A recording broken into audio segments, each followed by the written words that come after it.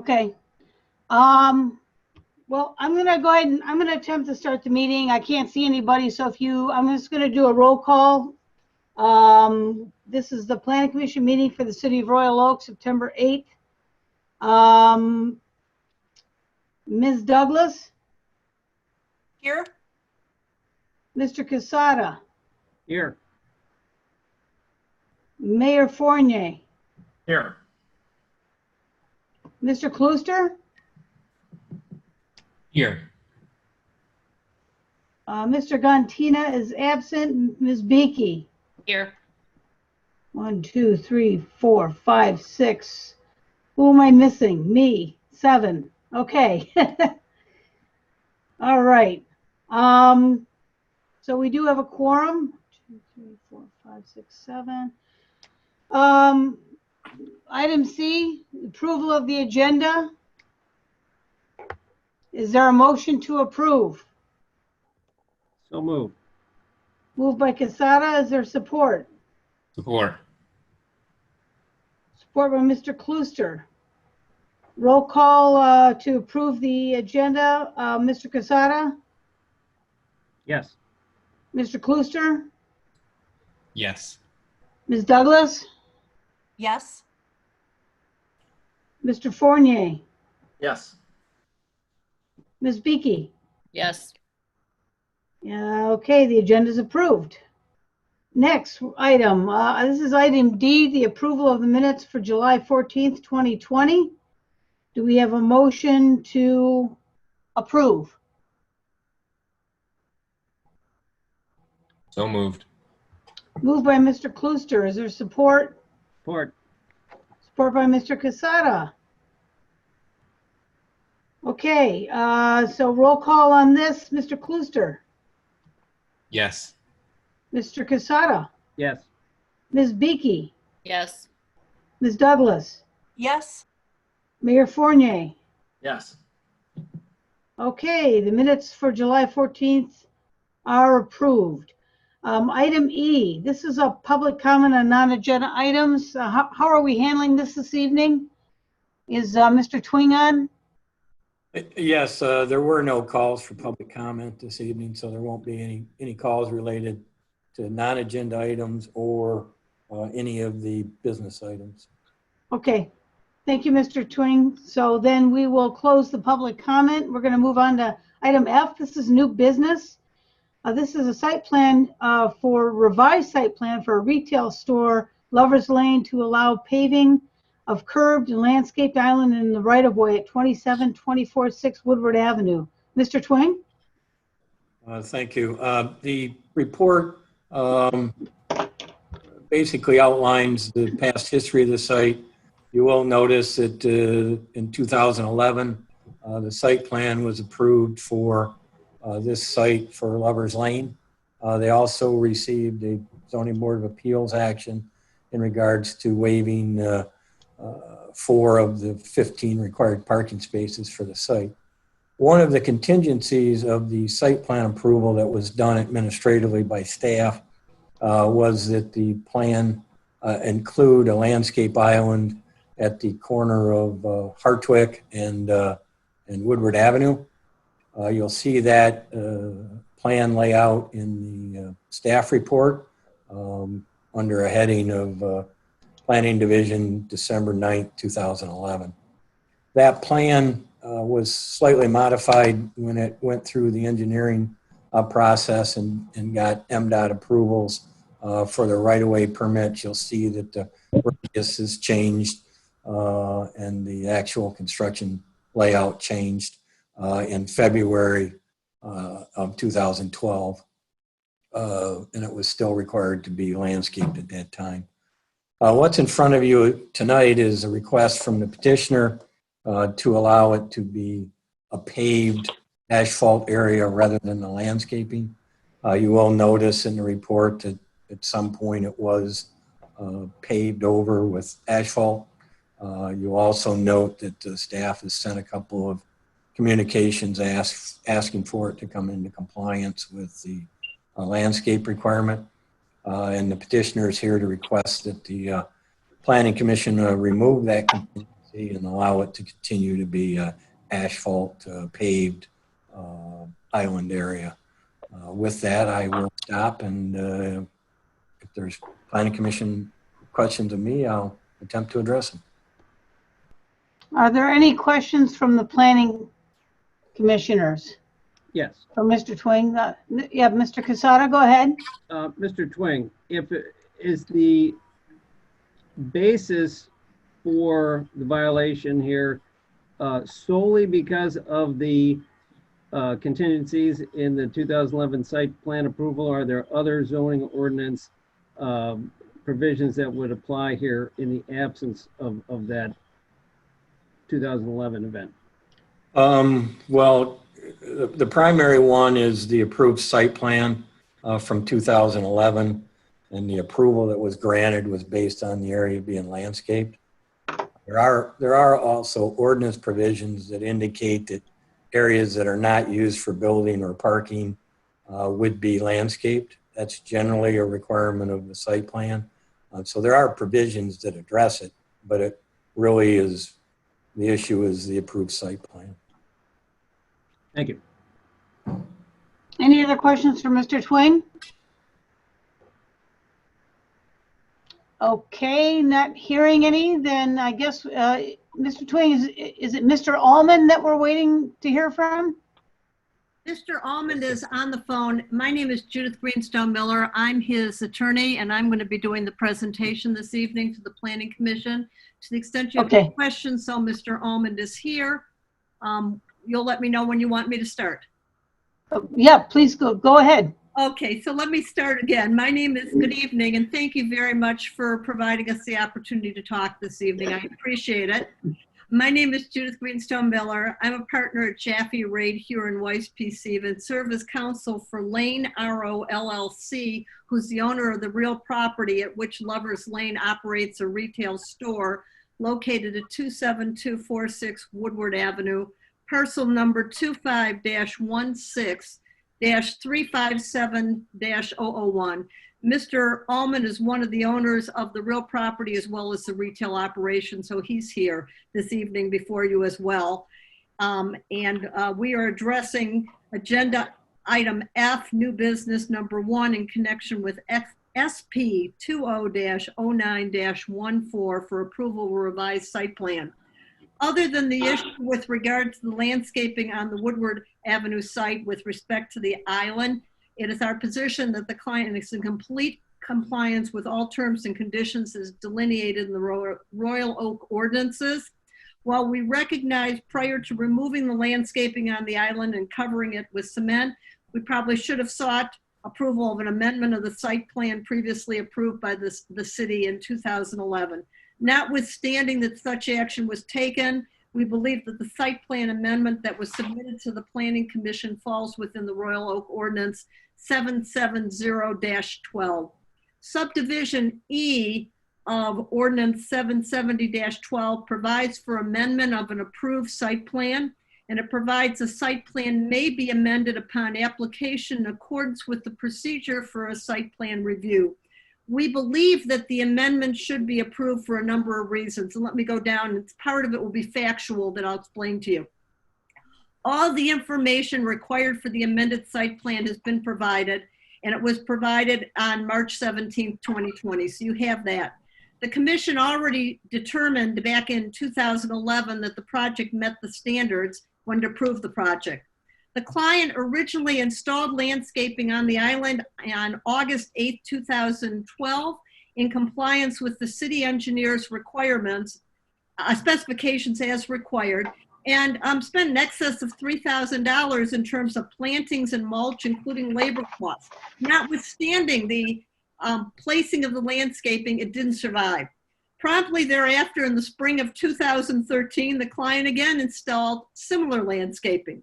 Again, it didn't survive, and it met a similar fate. The client thereafter engaged in repeated efforts to landscape the island, all to no avail. The client ultimately expended thousands of dollars and substantial person hours in its futile efforts to maintain the landscaping on the island. And you ask, what's the problem? The plants kept on dying because of exposure to and from road salt in the winter and debris and litter from people traveling along Woodward Avenue, getting stuck in the landscaping, and some irrigation issues. The presence of the landscaping also caused the island to become a continuous receptacle for cigarette butts and other kinds of litter and debris, rendering the island an eyesore and robbing it from its intended aesthetic appeal. Rather than continuing to fight this costly and losing battle, the client chose to have the area paved on June 22nd of 2017. All the other landscaping areas from the original site plan have been maintained as shown in the 2020 site plan and will continue to be maintained by the client. Most of the standards under the applicable ordinance have already been addressed when the planning committee determined the project met the standards when it approved the project in 2011. And nothing material has changed, so the project still complies. The subsections of the ordinance that I'd like you to take note of are subdivision B, which requires that the necessary information be provided. As I've already indicated to you, that information was provided as part of the revised site plan that was submitted on March 17, 2020. So we've met that requirement. The subdivision H talks about landscaping being provided. The landscaping was provided and maintained to the extent possible. The owner installed the landscaping as provided in the 2011 site plan, but it has not been possible to maintain it for all the reasons I previously articulated. It is worth noting for the Planning Commission that while there are property on Woodward Avenue with plantings in the public right-of-way, there are a number of examples of corner properties like the subject property that have paved over the landscaping. And I might make note of the following that are in the immediate vicinity of the subject property that do not have landscaping in the corner where the Woodward Avenue and a cross street intersect. On the northbound side of Woodward Avenue from the property moving north, there's the OWL restaurant, which is on the northeast corner of Hattrick's. This property is directly north across Hattrick's from the subject property. Then there is the Avis Car Rental, which is on the southeast corner of Cambridge. Then there is the sign of the Beef Carver, which is on the northeast corner of Cambridge. Then there is the Woodward Animal Hospital, which is on the southeast corner of Forestdale. And then there is the Jack's Car Wash on the southeast corner of Alfred. And this property is actually 1 block south of the property. Then there are a number of properties on the southbound side of Woodward also that are paved. The Blarney Stone Pub, which is at the southwest corner of Columbia. The Blarney Stone Parking Lot, which is on the northwest corner of Columbia. Claremont Cleaners, which is on the southwest corner of Harvard. Henderson Glass, which is on the northwest corner of Harvard. Former Reagan Chiropractic, which is now vacant, on the northwest corner of Oxford. And Vincetta Garage, which is on the southwest corner of Eaton. Many of these corners look like they may have been landscaped at some point, but are no longer landscaped. Hopefully by providing these concrete examples to you, it will support and justify the amendment that we are requesting from the Planning Commission this evening. The proposed use is in compliance with all city ordinances and applicable laws pursuant to subdivision I of the applicable regulation. I thank you very much for the opportunity to set forth this presentation this evening. I would appreciate you approving the revised site plan. If you have any questions, I'd be happy to respond. And Mr. Allman is here, and I hope that that shows that it's important to him as well to get past this and move forward. We appreciate the opportunity to do business in Royal Oak and to work with you. Okay, thank you for your presentation. Planning commissioners, because I can't see you, if you have questions, could you just speak up and then I'll do my best to call on you. This is Gary. I have a question for the petitioner. Thank you, Mr. Casada. Ms. Miller, the letter from Jaffe Raitt I saw describes a series of efforts by your client to maintain the landscape area, and at some point he gave up. My first question is, you mentioned that he probably should have approached the city. My question is, why did he not approach the city? I don't know that he realized that that was a necessity at the time, and we apologize for any confusion as to the need to come back to the city. The point is, we are here today. We are trying to be a good citizen and to do everything that we need to do in order to move forward. Any other questions, Mr. Not for now. I might have another one in a minute. Okay. Any other planning commissioners have any questions?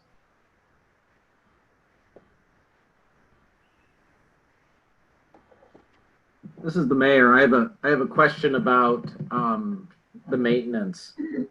Specifically, was there a irrigation system installed at the corner there? And if so, was it used?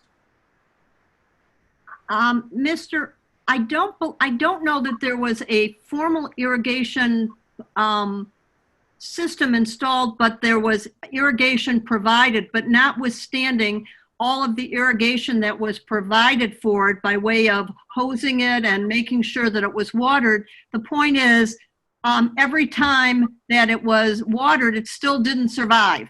So I'm not sure whether or not putting in any additional irrigation system would have any different result. And the point is, obviously, from looking down Woodward with all of the locations I've cited to you, I can't help but think that others have had the same problem, and that's why they don't have landscaping in that area. But for that, you would be having everybody having landscaping. So I have to assume that that others had similar problems. Any other questions, Mayor? No questions at this point. Okay. Madam Chair, I do have questions, but they're for staff, not for the applicant. Okay, any other questions for the applicant? If not, we can turn to Ms. Douglas. I The have question- a quick question, Okay, Ms. Beaky, go ahead. perhaps two. And I apologize for asking this. Are the trees that are shown in the drawing, those are in place? I'm going to defer to Mr. Allman to answer that question if he knows. They are. They are in place, is my understanding. Okay. And then the other question I had is when referring to the debris and the cigarette butts and such that you talked about, where did they come from? I think the cigarette butts and such, do we know?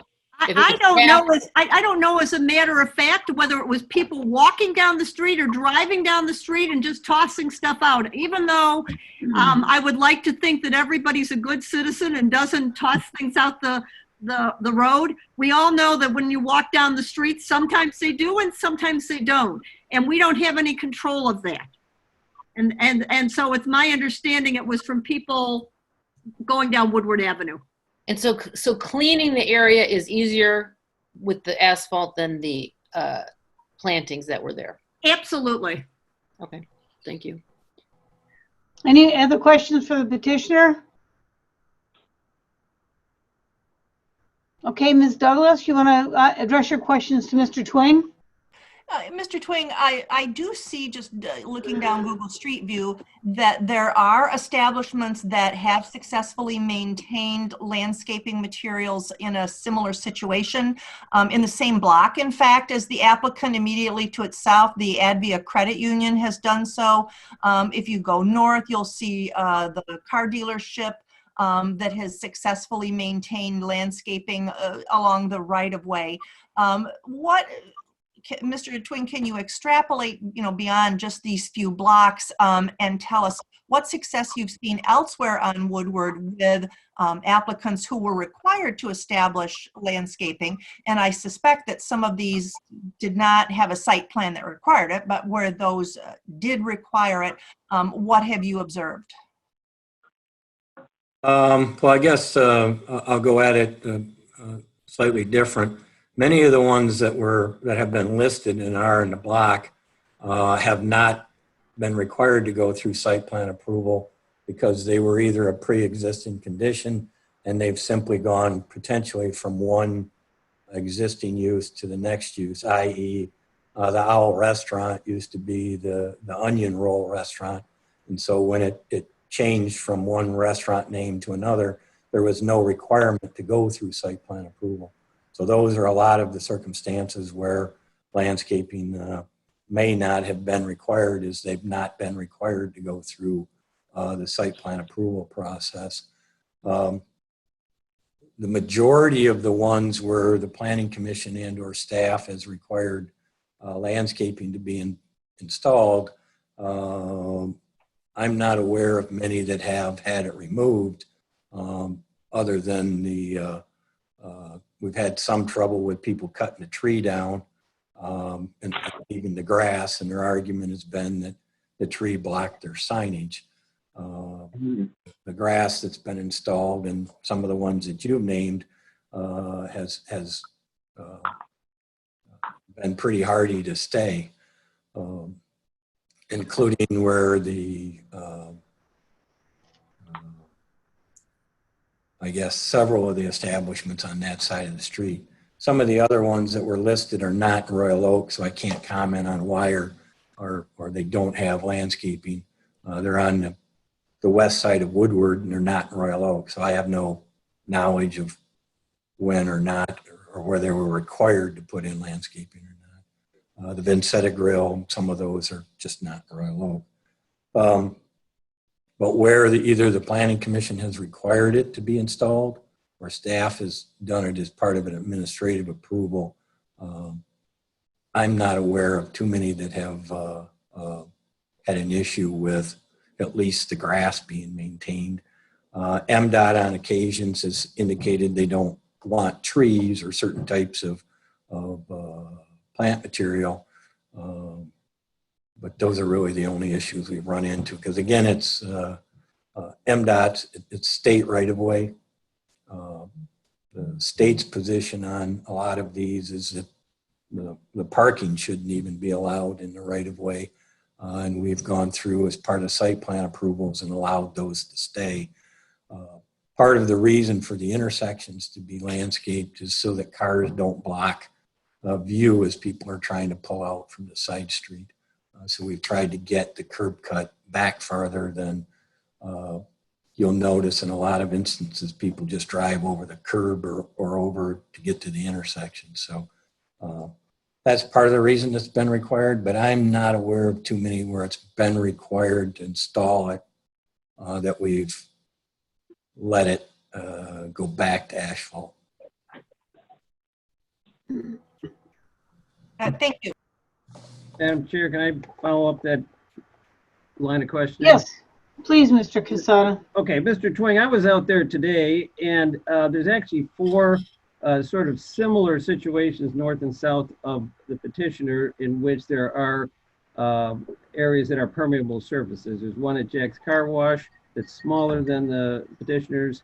There's a rather ambitious landscaped area by Advia, which looks like it's about the same size. Then if you go one building north of the Owl, there's a very small little triangle area that has grass, and then there's a bigger area on the other side of the driveway that also has grass. So I do see that in the very near vicinity of this facility, there are four similarly situated patches that are permeable surface, but only one has, you know, any sort of shrubbery. This one has tall, the Advia one has tall grass. So my question is a long run up.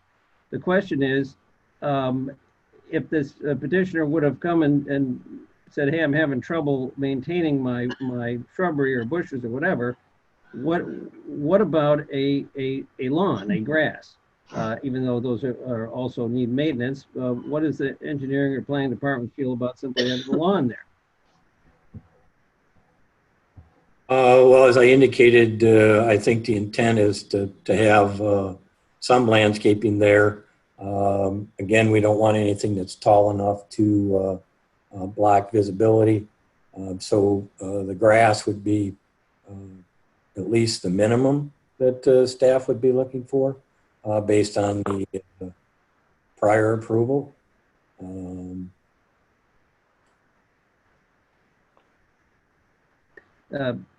Were you around when this site plan was approved, Mr. Twing? Yes. Did you see the other variances were granted as something of a trade-off here? Was this part of a bargain with the petitioner that we'll grant you these things, but you'll give us this landscaped area. No. There's no correlation between any variances that were granted in the landscaped area. So the reason you asked for the landscape is it was in conformance with the master plan. Correct. And again, it would point back to the variances that were granted were related to the number of parking spaces. The prior use that was here was a used, well, I guess a high-end car dealership that was inside, if you may recall. And it converted to Lover's Lane, which used to be further north on Woodward Avenue.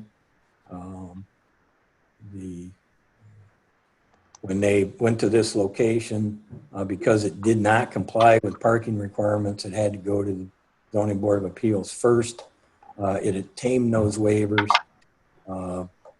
Staff simply asked at that point that they provide a site plan that would comply with all zoning ordinance requirements other than the parking spaces.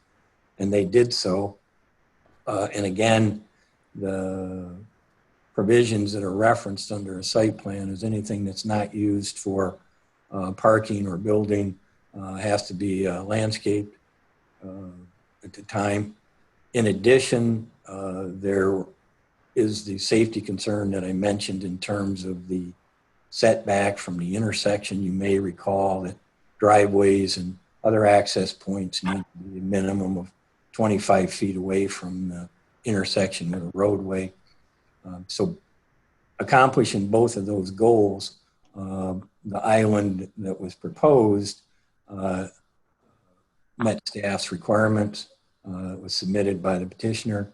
As I indicated earlier, it was redesigned slightly with the turning radiuses when it went through the engineering process and got MDOT's blessing as far as how the turning radius was to be done. That was the modification that occurred, I believe, in 2012.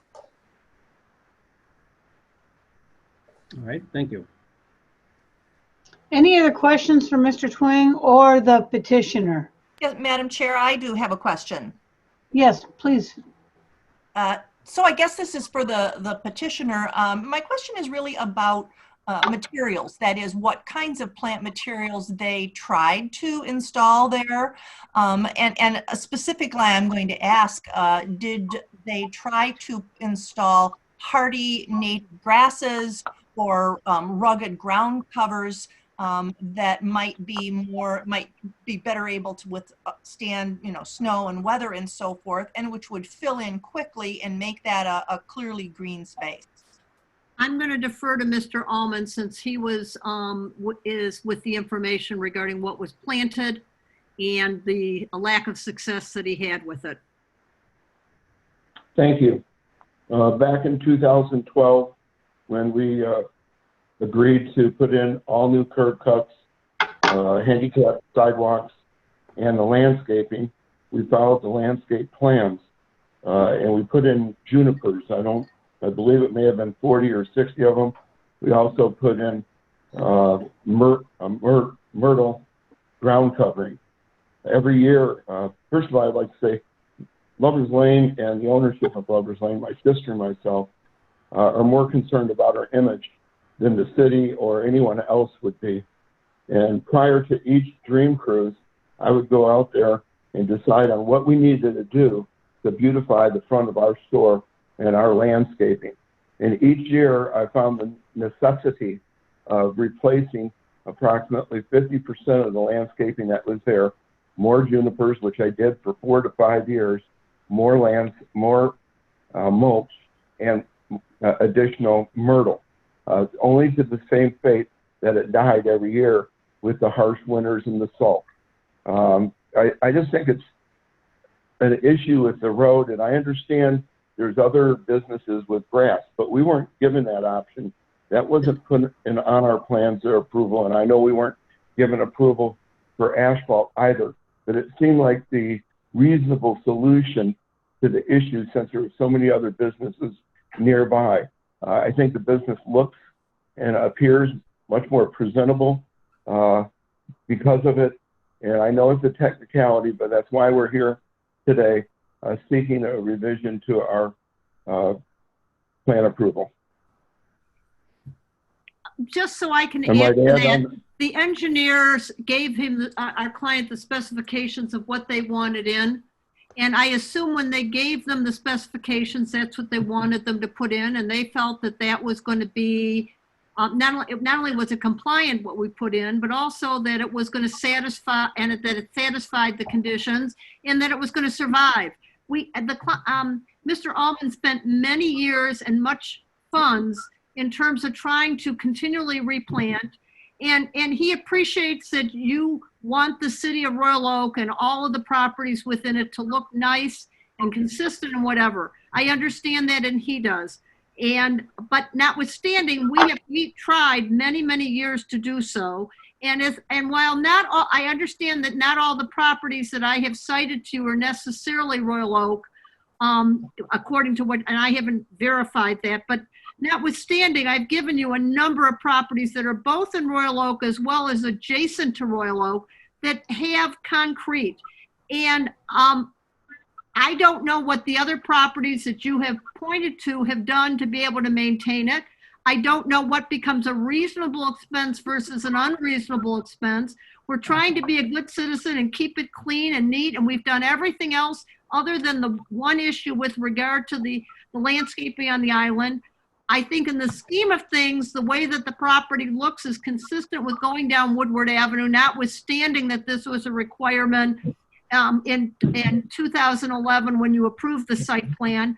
I think in the scheme of things, this is a minor modification, and I would ask the commission to exercise their discretion and approve it based for all the reasons that I've already indicated. I think it would be unduly harsh at this point to require that Mr. Allman now rip out the concrete and put in grass or try other things with no guarantee of success. And particularly when the view here of this property is consistent with so many properties along the Woodward corridor that are in Royal Oak.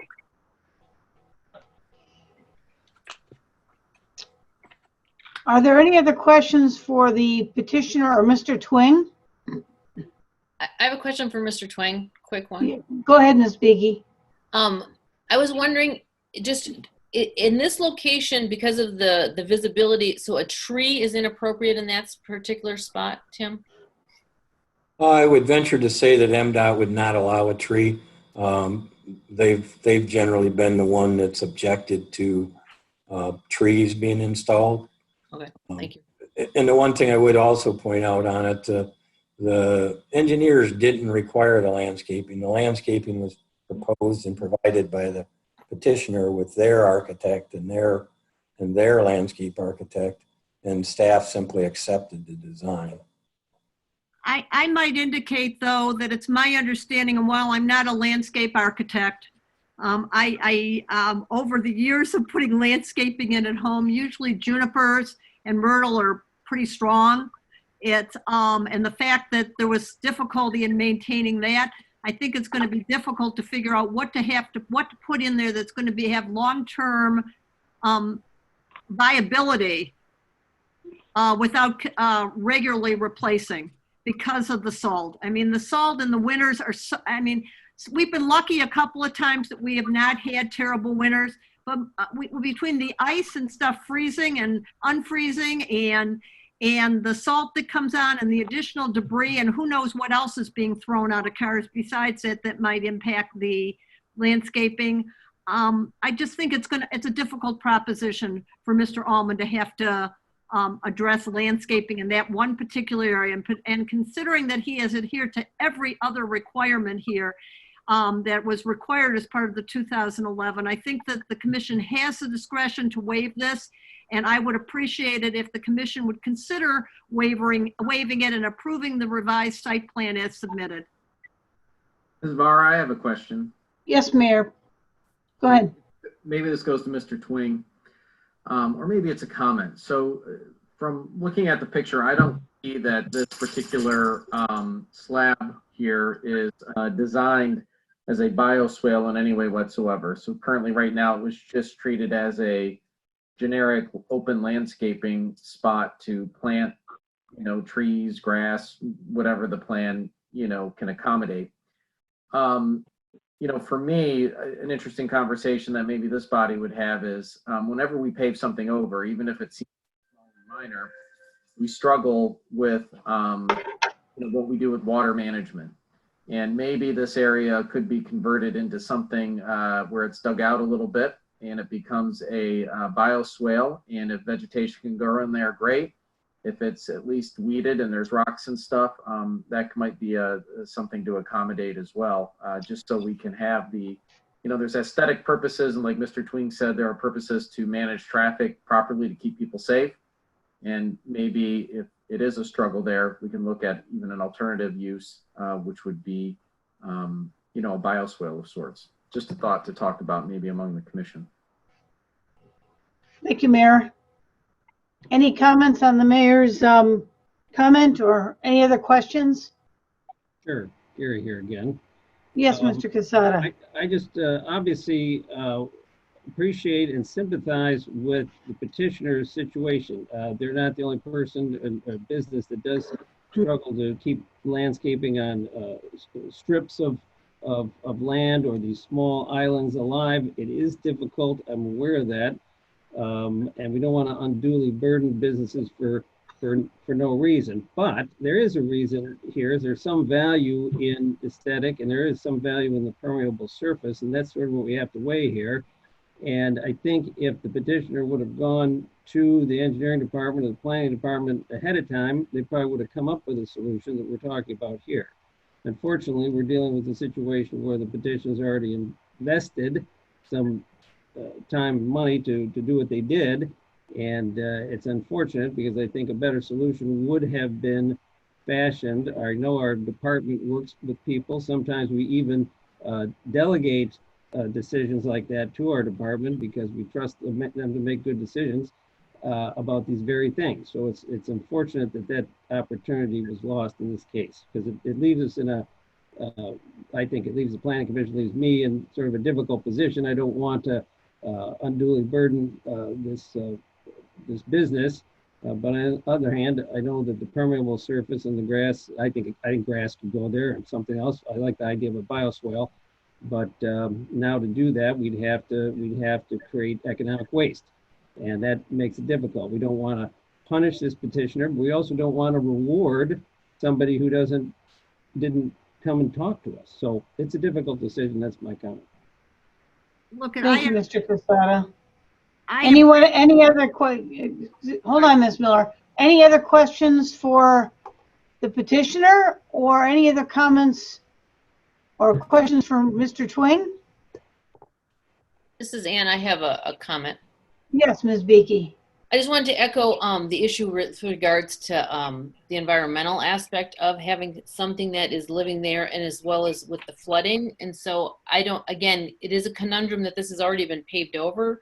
I like the idea of looking towards something that would be a bioswale or something like that, because again, it's not just the aesthetics, it's the water, it's the runoff water. And again, even the air pollution and that sort of thing. Woodward Corridor obviously presents a lot of air pollution for the community. And so I don't know if there could be a time thing when this comes time to replace this to improve it, to do a bioswale or something similar. Again, it's unfortunate this has already been done at this juncture. But again, I want to reiterate it. We want aesthetics, that's one thing, but it's also the environmental aspects that are important. That's my comment. Thanks, Ms. Beakey. May I respond to Ms. Beakey's comment? Yeah, please, please, Ms. And also to Ms. and if I'm pronouncing your name wrong, Mr. Casada, please, I apologize. I'm terrible with names.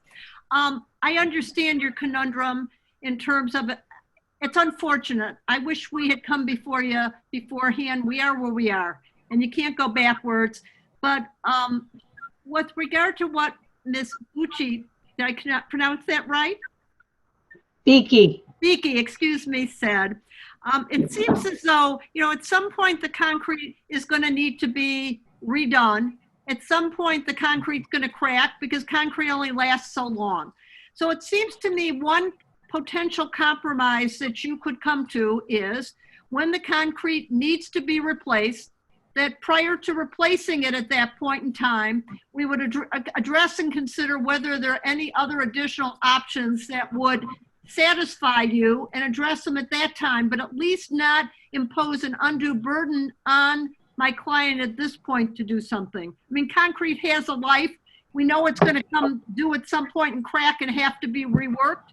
Maybe we could approve the site plan now with the condition that when and if the concrete needs to be replaced, that we would come to you at that point to address whether or not there is another more palatable solution that addresses the aesthetic and environmental concerns that you've raised. Thank you, Ms. Miller. Any other comments or questions? Okay, not hearing any, so I'm gonna weigh in here. I've agreed with I'm agreeing with all of my fellow commissioners, especially Mr. Casada. We don't want to cause undue burden on financial burden or economic burden, and I think it's no secret that everybody knows that I have a horticulture background and a landscaping background, and I can't think of a worse place to try to put plants than along Woodward. I've seen little islands like this with success in neighborhoods, but you don't have the traffic impact and you don't have the salt impact. Plus, the mayor pointed out, or maybe it was Mr. Twing that pointed out, this has had a long-term use. And so good plants and healthy plants start out with soil, good soil health. And I can't imagine there's any good soil health at this time anyway.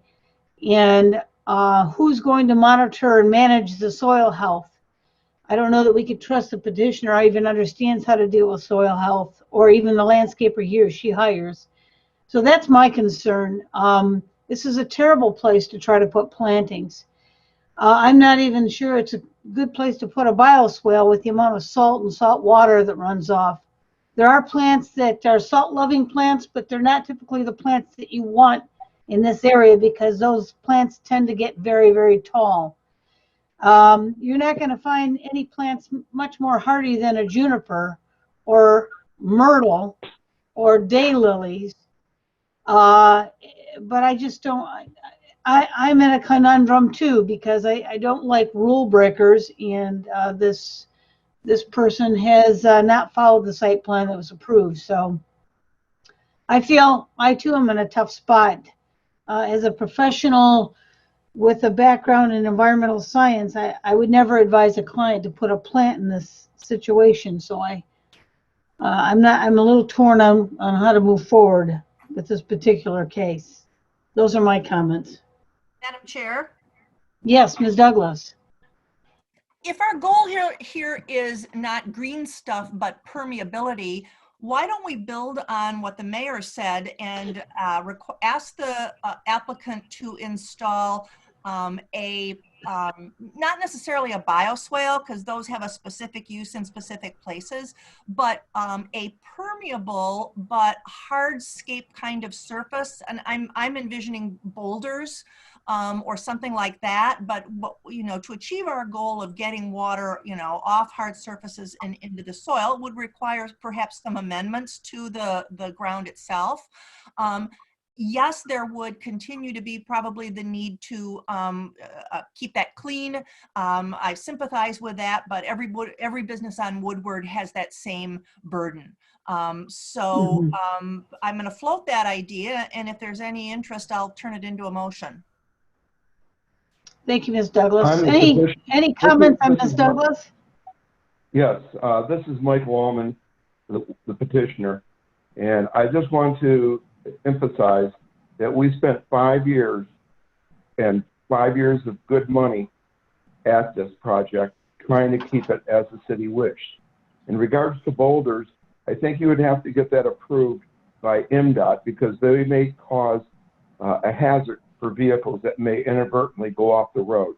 So I'm just putting that out there as food for thought. I'm not convinced boulders is the answer on a busy road that's traveled at 40, 45 miles an hour with the traffic that's 2 or 3 feet away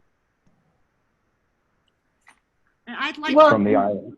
there are other applications of permeable surfaces other than boulders, and you know, Ms. Douglas Okay, wants well, to, I just suggested that. you know, go down that path. There are flat permeable surfaces too that possibly would be acceptable to MDOT. Maybe Mr. Twing has a comment on that. Any other questions for the petitioner? If not, Ms. Douglas suggested she might entertain a motion. I Mr. Klooster. Yeah, not necessarily a question, more of just a comment. I think it's one of those situations where we want to help the petitioner as much as possible, but also not designing it for them. Where I think we've acknowledged that landscaping is difficult in this area. I think a professional landscape architect might have some ideas for some things that could work with a mixture of landscaping and or permeable surfaces.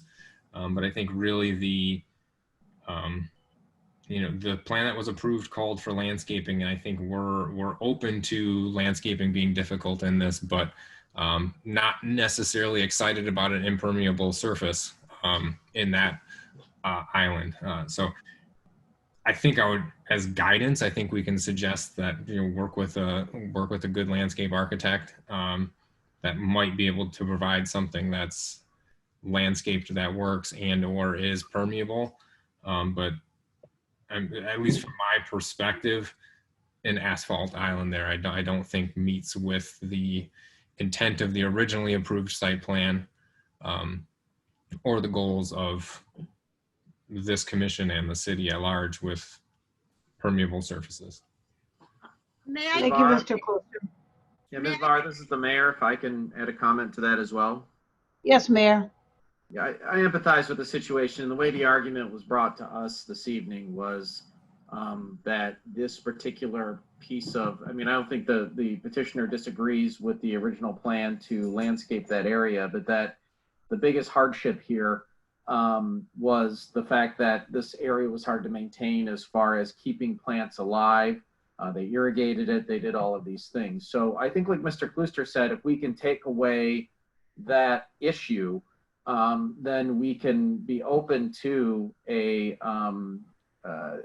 landscape design that maybe is less living and more, like maybe it's a bed of rocks or something like that, but something that's permeable. I think the biggest challenge that we face right now, again, are the safety concerns that Mr. Twing presented, as well as, if you go to social media or you check my email, you will find that the amount of stormwater runoff is not decreasing, it's growing. And we adding to that by putting a flat surface on there, as small as it is, everything counts right now. We got people's basements flooding up, especially along the Woodward corridor, all these areas.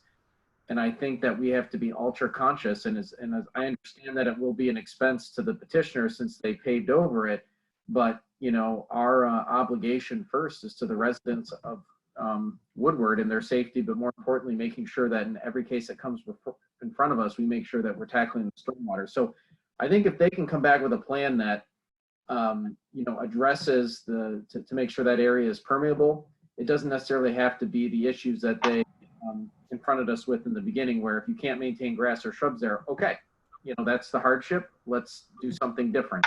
And I'm open and okay with that. Thank you, Mayor. Any other comments or questions? If not, is there a motion? Madam Chair, I'll offer a motion Okay, Ms. Douglas? that the petitioner be required to remove the existing concrete and replace it with a permeable surface, not necessarily requiring any living materials, and that, of course, that surface be approved by or acceptable to MDOT engineers. Thank you, Ms. Douglas. Is there support for that motion? may I ask a question? Excuse me, there's a motion on the table. Do we have support for this motion? Support. Support by Ms. Klooster. Is there any discussion from the Planning Commission on the motion? I have a question / comment, which I don't know if it can be immediately answered. Yeah. Ms. Beakey. Would, as far as permeability is concerned, if there were planters on top of this surface, that is not considered permeable, even though it would absorb some of the water. Is that correct? Correct. It would not be, correct? Well, I'm not sure something like that. Maybe Mr. Twing can answer that. I'm not sure something like that would be accepted by MDOT. It's a movable object. It would be it would not be considered permeable. You're still preventing the water from getting into the soil. This is Gary. I have a couple comments. I think the motion was used the word concrete. I believe it's asphalt, just to be, and we talked about concrete, but I do believe it's asphalt, just for the record. And second of all, I would just comment about rocks or boulders. I personally don't think that's a good idea in any regard. It's very easy to get those rocks of any size that aren't, that are big enough to move to get kicked out into Woodward. I don't think we want that. And boulders are very expensive, so I'm just making the comment that boulders and rocks don't seem like a good idea to me. Thank you, Mr. Casada. That's why they're not in my motion. Thank you, Ms. Douglas. Any other discussion on the motion? Okay, not hearing anybody. I'm going to go ahead and call the roll call vote. Mr. Klooster. Yes. Ms. Douglas. Yes. Ms. Beakey. Yes. Mayor. Yes. Mr. Casada. Yes. And I'm a yes. Motion passes.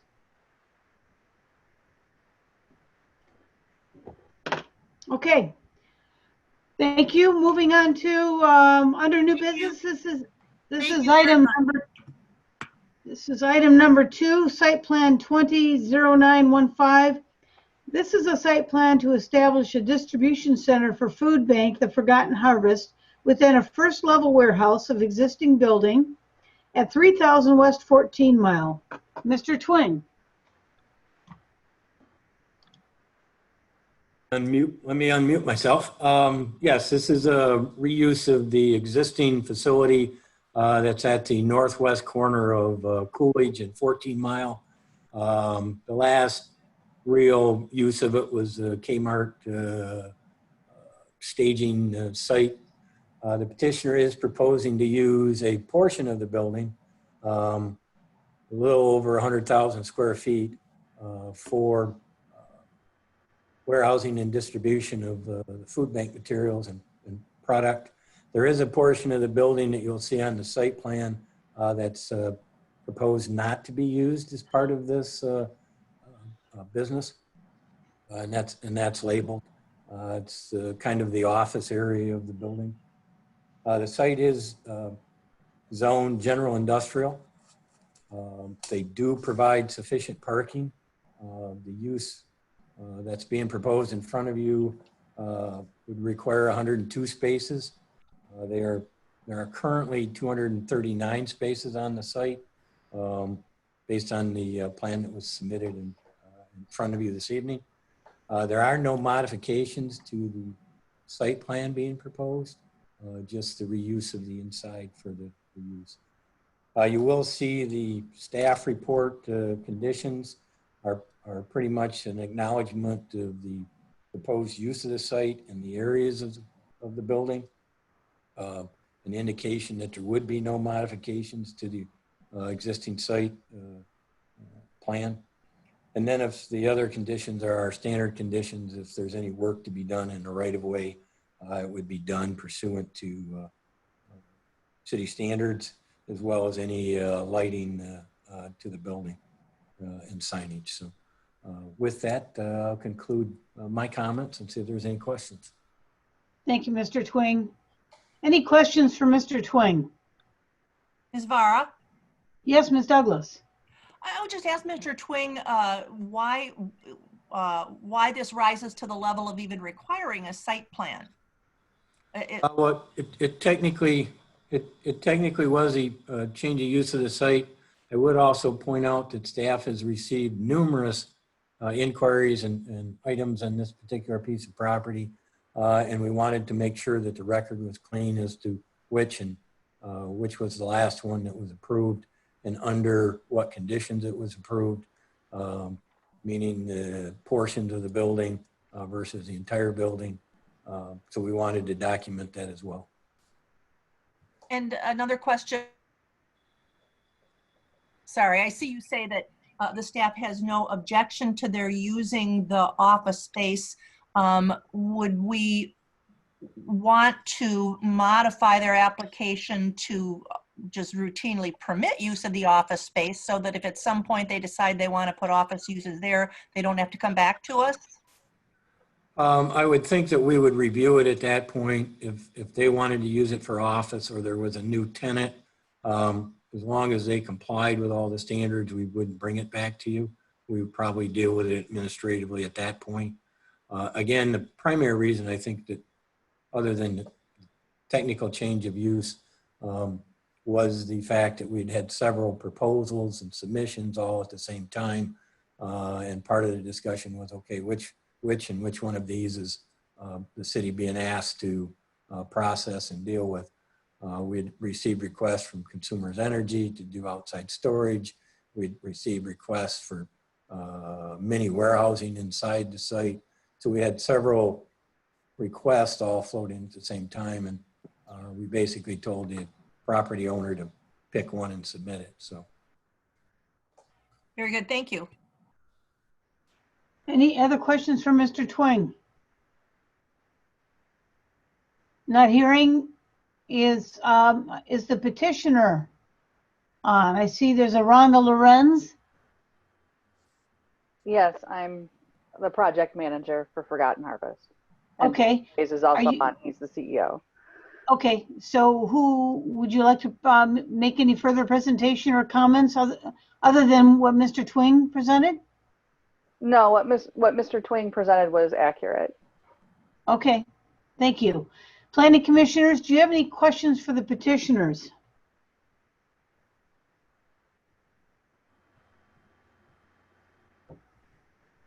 Okay, I guess we have no questions. So with that, we'll bring it back to the commission. Is there a motion?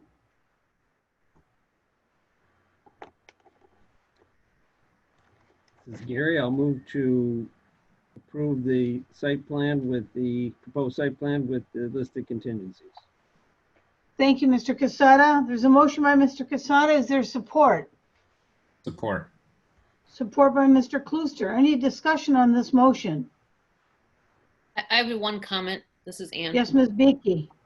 I understand at this juncture, there's not going to be any changes made to, for example, the landscaping, and I note there's a tree inventory on this document. I just wanted to suggest if you do end up being in this property for some length of time and you find yourself to have to replace some of these trees, that the Bradford pears are now considered to be invasive or nearly invasive, and so they'd be the first to be exchanged if you ever have an opportunity for something more beneficial to, and preferably native to Michigan. But otherwise, that's my only comment at this time. Thank you, Ms. Beaky. Any other Beaky. any other discussion or comments about awful Bradford pears? Okay, I'm going to go ahead and call a roll call vote. Ms. Beaky. Yes. Mayor. Yes. Mr. Klooster. Yes. Mr. Casada. Yes. Ms. Douglas. Yes. And I'm a yes. Site plan's approved. Congratulations, Forgotten Harvest. Thank you. Good luck. and Okay. thank you for all you do. And glad to have you join us here in Royal Oak. Absolutely. Okay, we're moving on to other business now. This is item G. This is number 1, and it's a sign variance 200603. It's a request to install wall signs and freestanding signs with electronic message centers for medical offices and outpatient medical clinics for the Henry Ford Health System and the Henry Ford Medical Center at 110 East 2nd Street. Mr. Twing. You'll see the list of variances that are in the staff report, items A through H. They basically deal with wall signs that are on the north, south, east, and west facades. I can walk through each one of those very briefly. The first one is in regards to the north side facade. The petitioner is proposing a single wall sign, but it exceeds the maximum allowed square footage by 194 square feet. The allowed square footage is 100 square feet. So they are proposing a sign on the north facade of 294 square feet. The second one is in regards to the south facade, and they're proposing 2 wall signs on the south facade. Again, the maximum square footage in sign area 3 is 100 square feet. The total would be some 390, roughly 2 square feet between the two signs. The next one, item D, is allow 3 wall signs on the east front facade. Again, you'll see the total in item E of request to waive 393 square feet for a total area of 493 square feet. Item F is in regards to allowing the 3 wall signs on the west facade. Again, you'll see item G is giving a synopsis of the total overall square footage for those wall signs at some 1,482 square feet. And the last one is item H is in regards to 2 signs that are prohibited in sign area 3. Sign area 3 does not allow freestanding signs. You'll see in the packet there's 2 what I will call cubicle designed freestanding signs. We did not list the size or the square footage of those in the appeal, but you will see the size and square footage of those in your packet. The reason we didn't list those is freestanding signs are not allowed in sign area 3. So there is no waiver from a square footage requirement. If you were to approve this as submitted, it would be based on the layout and design of those 2 cubicle signs. You should have in your packet the letter from the building department, the deputy building official, denying the sign request based on those items I just listed, and details of each one of those signs on various pages throughout your packet. And I believe there's also at the end of the original packet, there's a presentation that the petitioner would like to walk you through in terms of their reasoning for the various signs. Thank you, Mr. Twing. Any questions from the commissioners for Mr. Twing? Yes, Ms. Barra.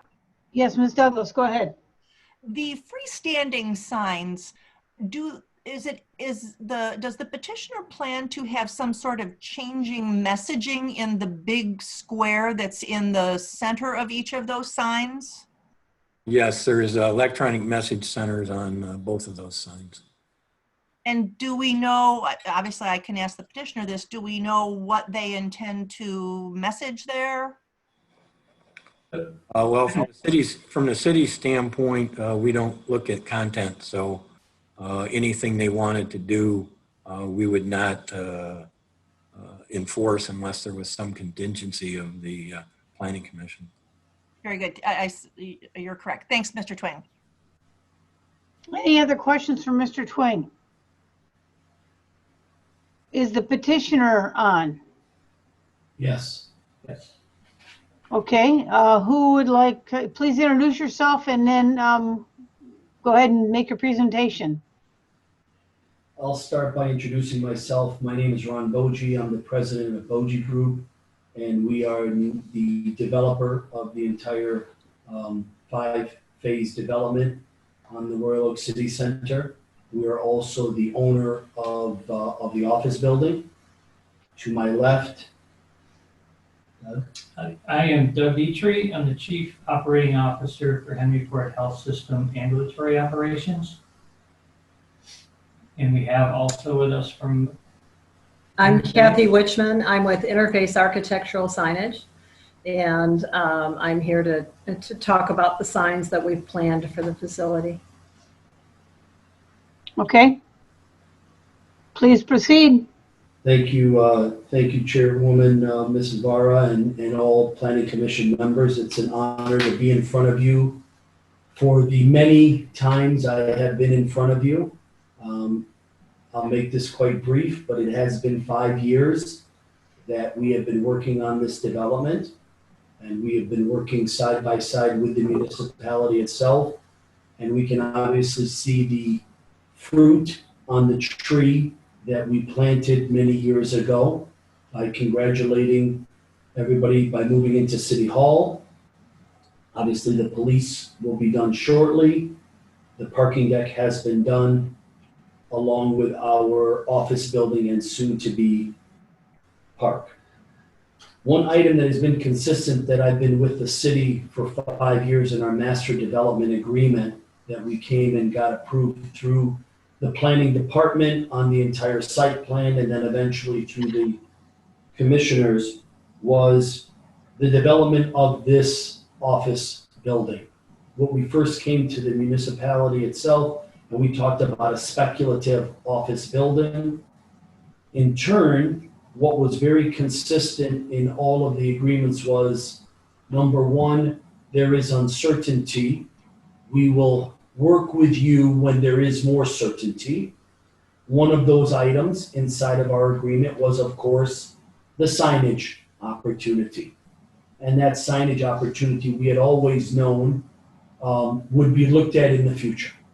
And it's ironic, it is one of the last items that we are working on for the completion of this office building and one of the final landmarks of the development. I want to fast forward to what took place with Henry Ford when we broke ground in May of 2018, just over 2 years ago, on a speculative building. Henry Ford Health System came to our organization and said, we want to really make a major impact in the city of Royal Oak. We want to make a major impact for the city of Royal Oak, but we need to be able to do 5 major items for us to be able to come to your facility. And I don't want to bore you, but I think it's very important to understand the dynamics, as Doug later on will go through the amount of people and things that take place in this building. But inside of that agreement with Henry Ford, there were items such as we needed to work very closely, and that's when we came to the planning department for the MRI machine, actual unit to go inside of our facility. The second item that was extremely important of the 5, which is where we relocated and came to the planning commission for the drop-off area off of 2nd. As we all maybe hopefully remember, this building was going to have its main entrance off of the park. We changed that to be off of 2nd. Why did we do that? Because it was the third item that was very important, which would have been parking. And that was a very important item that we worked out with the city to have adjacent parking in the close to 550 car parking deck. Which led to the 4th and 5th item, which we've been extremely successful with everyone up till now. The 4th item we were also successful on was, and I want to thank both Commissioners Douglas and Mayor Fournier, is the agreement we made for the sponsorship of the park, along with the signage on the parking deck under a sponsorship agreement. The final item we always knew we would need to come back is the signage that we're here today. So we humbly request, although it is a significant request, this is a significant development. This is a significant building. This is an iconic building for Royal Oak, and it's an iconic building for Henry Ford Health System. So with that, I will give this off to Doug.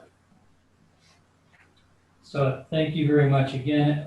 I'm from Henry Ford Health System, and I'm the Chief Operating Officer of our ambulatory units. And part of my role is to ensure the strength and the branding of the Henry Ford name in the Metro Detroit area.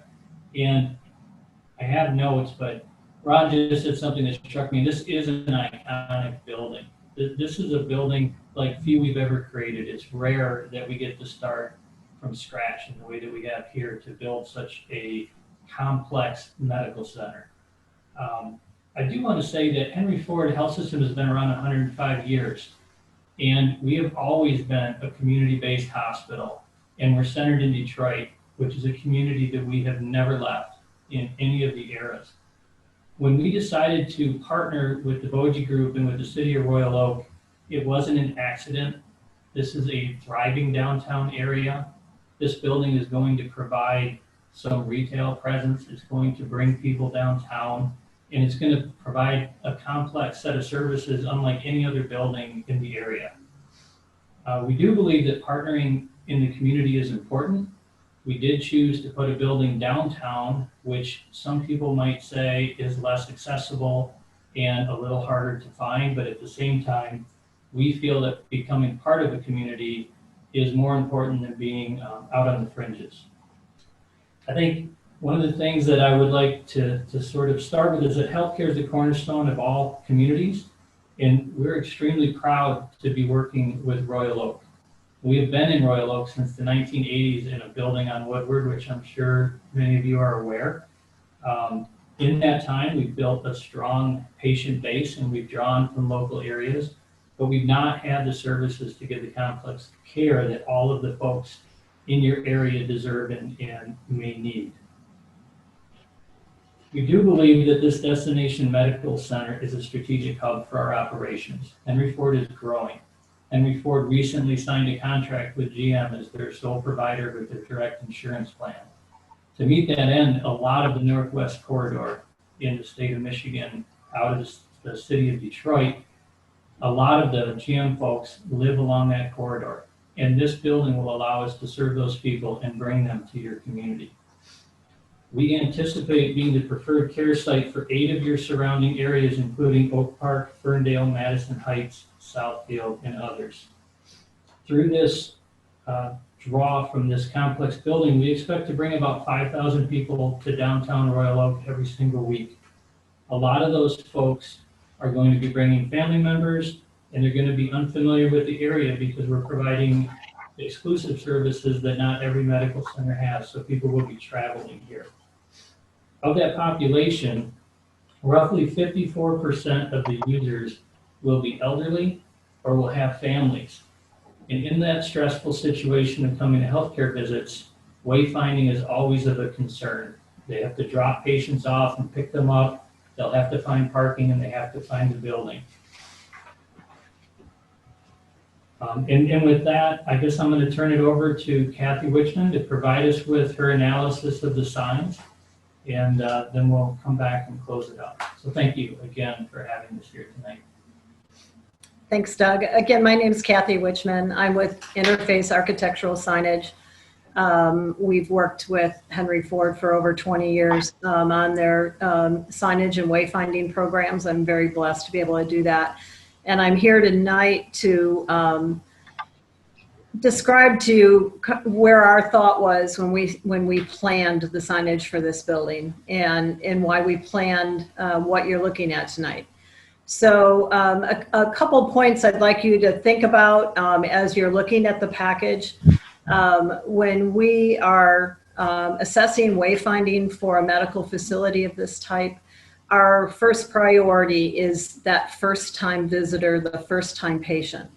There is a high level of stress oriented with medical procedures and appointments, and Doug had talked about some of the demographics and who will be visiting the site. They're coming from other neighboring areas and may not be familiar with Royal Oak and how to navigate Main Street and the area. So we looked at that. We also generally plan a medical center like this with 3 levels of wayfinding signs. We start with the larger building and site signage that can be seen from a distance, with the goal of pulling that first-time visitor towards the medical facility, towards the medical center, as they're driving the thoroughfares, the streets, to get to the site. Then as they get closer to the site, we have smaller signs that are perhaps not mounted at such a high level, or ground signs that provide wayfinding to main entrances. This smaller signage may also emphasize some of the services that are in the building, which will also assist in this case with pedestrians to understand some of the services that are in the building that are perhaps not, it's not necessary to even have an appointment to access that service, such as the walk-in clinic. So that's how we take the kind of global approach as we're planning a project like this. This site is completely unique for a few reasons. Many of those being the urban setting, the fact that it's a block off of Main Street. It's not on the main thoroughfare that you're using to gain access to the site, and that the buildings on Main Street block visual access to the building and to the signs that we're placing on the building. So it creates some challenges for our wayfinding program. So that said, can we start the presentation so that I can explain to you the traffic study that we performed. I think it's in your packet, but I believe we can also show it. Am I correct, Tim? Yeah, let me, Carol, can you make Kathy Wichman I just did. okay, Oh, thank so that I share my own? you. Share your screen and you can walk through it. Okay.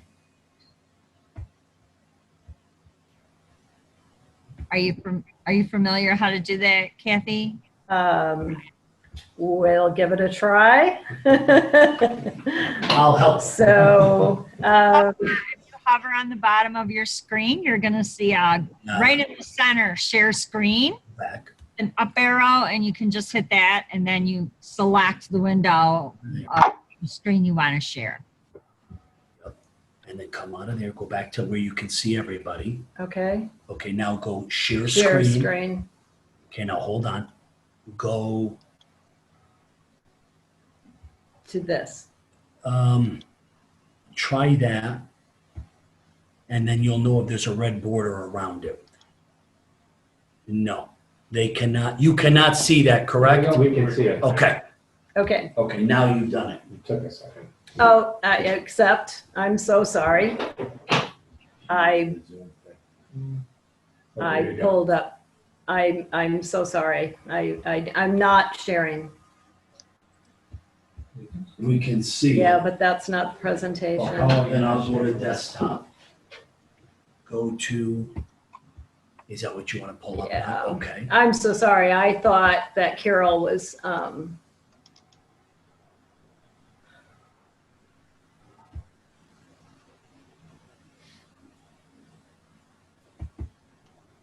here we go. Okay, now they can't see that, so go, yep, and then go share. And then it's gonna be desktop. That's screen, go to that one. This one. And share. Yep, now it's up. Okay. So what you're on is what we see. Okay. I apologize for that. So the first page of this presentation is just an overview showing placement of all the signs on the building. I think you're quite familiar with this because you've been looking at this whole signage packet. So, but what I'd like to show you is basically the traffic study that we performed.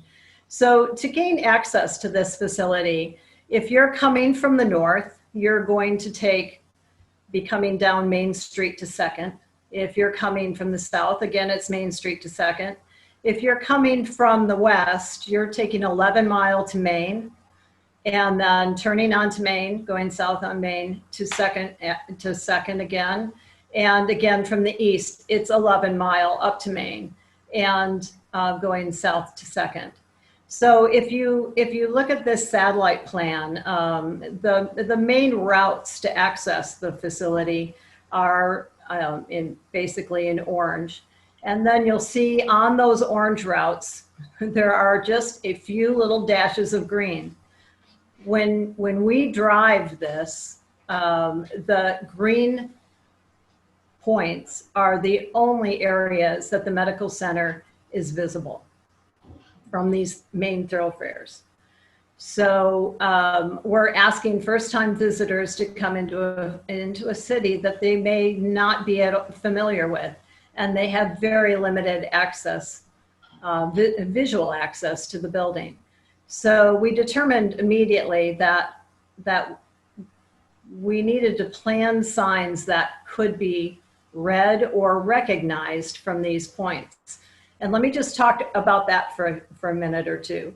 So when we're planning signs on a tall building, you know, these are 90 feet up in the air, we have 2 points that we're looking for. One is recognizable. The Henry Ford brand, I believe, is very recognizable. When you see a Henry Ford sign, it's usually blue, whether it's a ground sign or, again, it's a sign up in the air like this. It's a blue cabinet. There's an arch. You don't necessarily have to read that sign to know it's a Henry Ford facility. You can look at it, glance at it, and recognize it as a Henry Ford sign.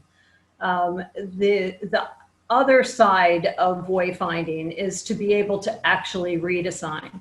And as we go through the presentation, you'll see there are different points where the signs are recognizable from a distance, but not readable. And then other access points where you can actually read at least a portion of the sign to assure yourself that you're in the right place. So what I have here is basically some photos that show the building coming from the different vantage points.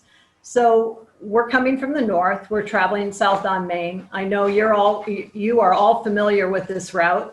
But in this case, I've circled the building to show you what you see of it as you're traveling south on Main Street.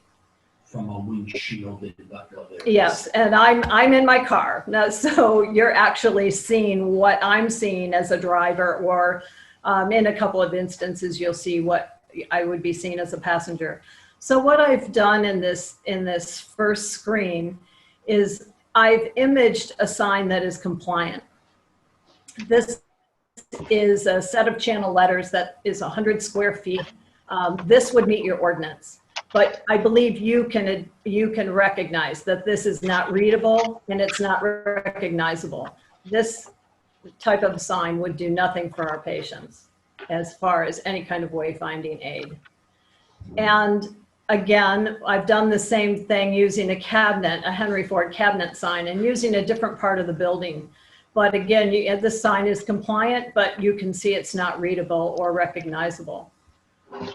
And then this is the sign we're asking for.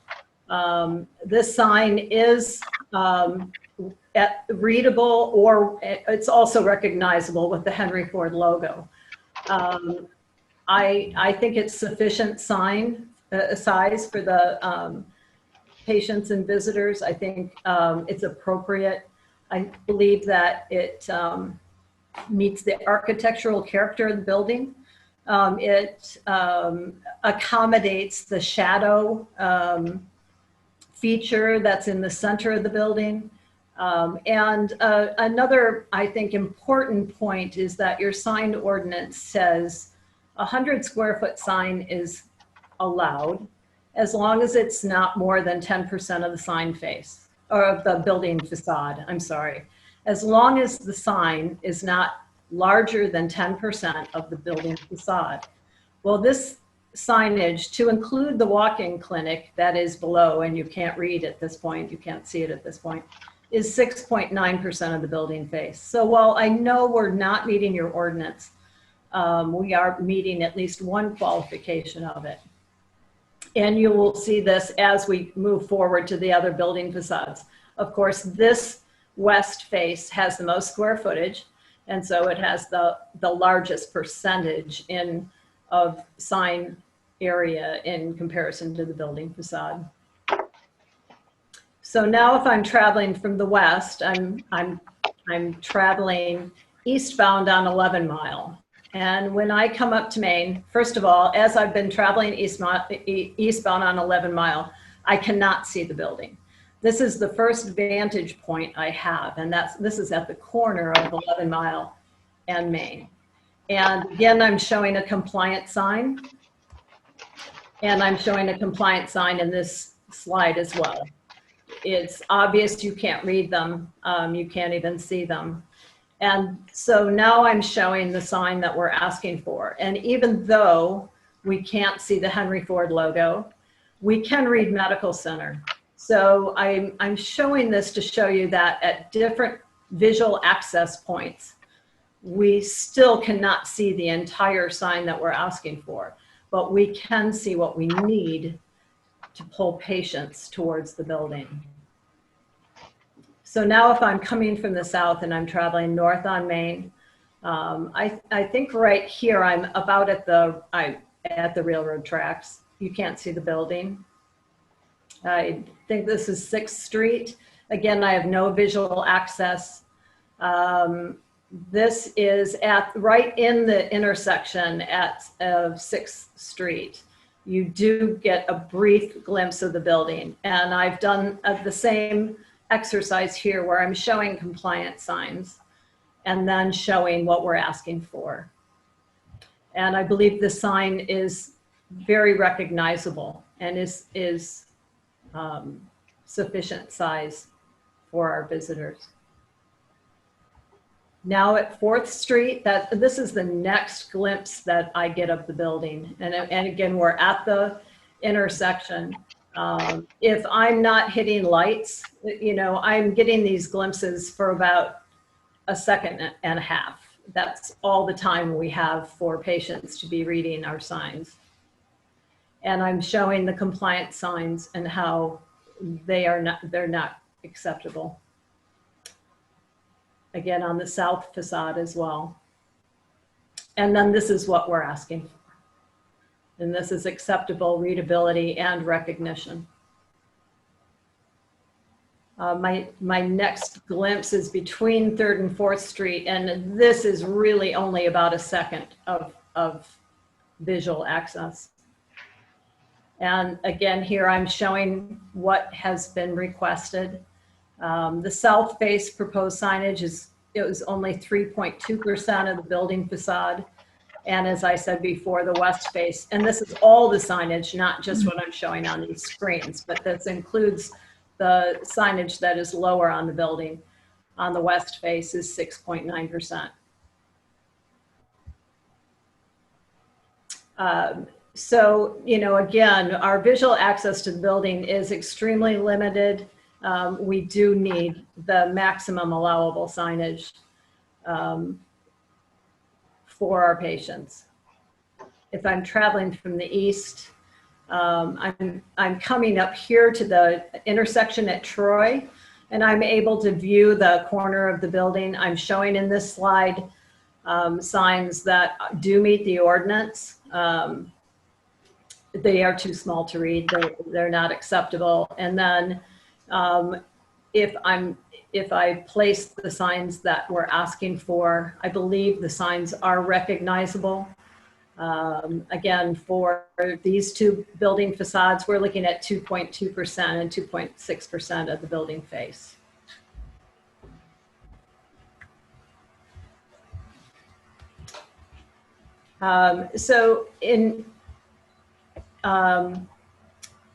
I'd like to talk a little bit about some of the points that are in your staff write-up about what we're asking for, about the square footage, overages, and the number of signs and all of that. So one of the points I'd like you to consider is that this building is an extremely large footprint.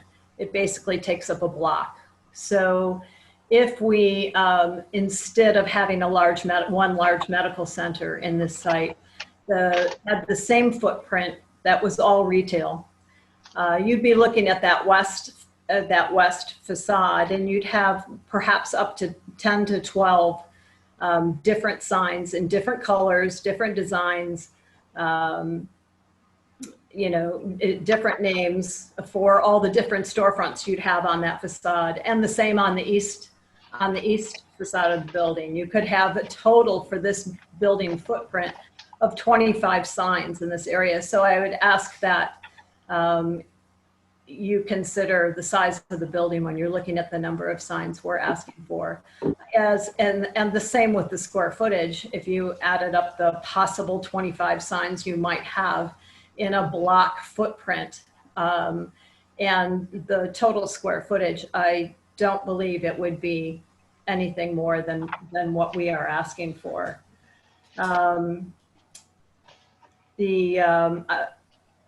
I wanted to talk a little bit about the 2 cube signs. So if the write-up calls for the 2 cube signs to have a digital message board in each face. So that would be 4 message boards per cube. And that is actually not what our drawings show or what we're asking for. What we're asking for is 2 electronic message boards in each of the 2 cubes. And what we've specified for these message boards are they're 8mm full color, highest quality digital message boards. They're the same quality as a photograph. That's what Henry Ford has asked for, because they want this to be a high quality look and feel and product. What these message boards would do is it gives us the availability to communicate with the public. So the intention is to post community health messages, such as during this pandemic. We could have been displaying messages about wear your masks and symptoms and what to do if you're feeling symptoms and that kind of thing. We can post messages about flu shots are available for the year, and the possible classes, that health-related classes that Henry Ford may down the road offer, items like that. They're completely intended to be a way of communicating with the public. The bottom of the cube signs have basic wayfinding messages. We're pointing towards entrances, walk-in clinic, and parking to help pedestrians as well as vehicular traffic find their way to the right spot. So that is basically my presentation. I would just ask that the commissioners think about the size of the footprint of this building and how it is different from the type of facility your ordinance was written for, and the practical difficulty that we have in signing for our patients because of the setting and the placement of that building. And the practical hardship that we have in expressing that wayfinding to our patients with the slight visual access that we have to the building. So thanks for listening. That's what I have to say. I think, Doug, do you have a wrap up? I guess all I would say, and some of it may seem repetitive, but you know, for us, Ron said earlier, this is a significant ask, but it's a significant building. I really didn't go into detail on the services, but we will have a walk-in clinic for people to get care right away and walk in without appointments. The goal is to make this very accessible to all. It's going to be extremely complex. We're going to do outpatient surgeries here. We're going to do a number of procedures. There are going to be a lot of specialties. We'll have cardiology in here, urology, neurology, and it will be unlike any other nearby medical center.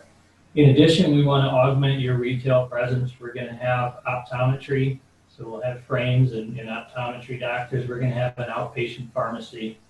We're going to have a lab for people to walk in with labs from anywhere to do a walk-in draw downtown. We believe that the number of folks that come downtown will take advantage of all the local eateries. It's part of why we want to be downtown where it's walkable. People could be there for a long period of time and need to go somewhere to eat or get a cup of coffee. Unlikely, but even more ideal, we have a park connected to this building where people can relax and enjoy a bit of green space in the middle of your beautiful downtown. But there are also disadvantages of being downtown, which is the line of sight from the buildings. We have some 3-story buildings. We have difficulty at some of the intersections. Finding parking can be hard for people, especially when they're unfamiliar with an area or they're anxious for their health care or there are children in the car. We spent a lot of time looking at this sign. We really wanted to be recognizable. And if you look at most of the signs, we're sort of locally famous for our big blue cabinet sign. And we were very concerned about the look of this building. So this large sign we're asking for on the west face, we switched to channel lettering because we didn't think a great big blue block in the middle of a building was attractive, but we feel like we need the size so that people can see it from the different areas. We're very proud of this building and that look is important to us. We feel as though the 10% that another smaller building would be able to push for the facade, we're well below that on all the faces. And we feel as though we're not creating an impact on the surrounding areas. None of the signs that we are proposing are seen broadly across from the city, but simply through little snatches of windows, which is why this is so important to us.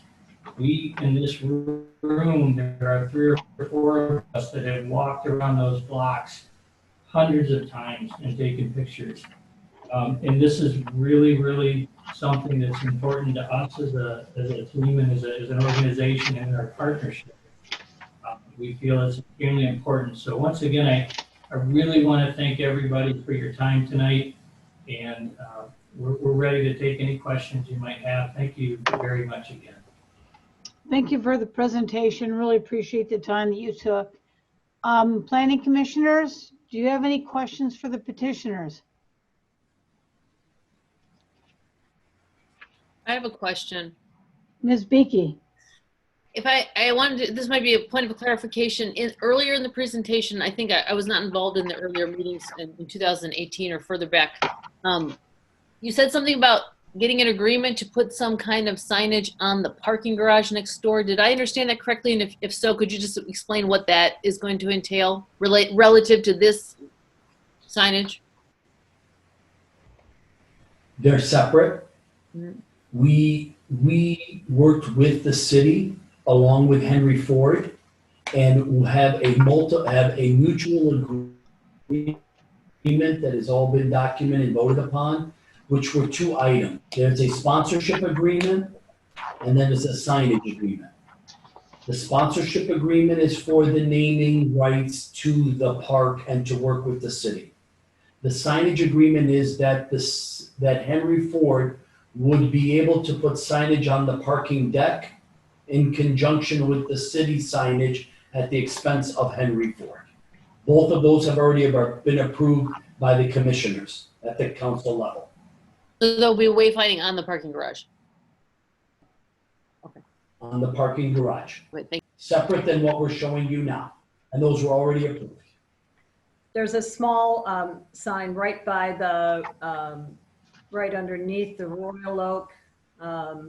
Some people call them blade signs, projecting signs, that has the Henry Ford logo on it and a P for parking. And so there's one of those signs on the south face of the parking deck and there's one on the 11-mile side.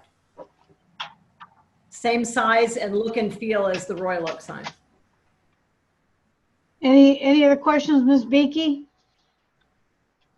No. Okay. Any other planning commissioners have questions Yeah. for the petitioner? This is Gary. Mr. Casada. Where in the building is the walk-in clinic? It's going to be on the second floor. It'll be, you walk in and you'll be greeted at a reception desk. There'll be an elevator in the main lobby. It'll take you to the second floor.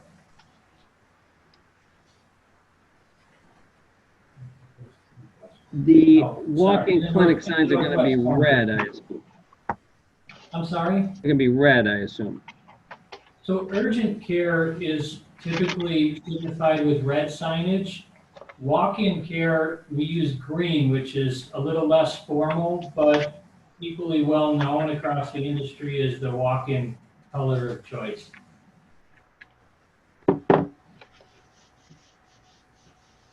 Did you do any other studies showing some of these signs at a slightly smaller size? I'll tell you my reaction, that the west sign at the top seems a little bigger than it needs to be, and I think both the walk-in clinic signs seem rather robust.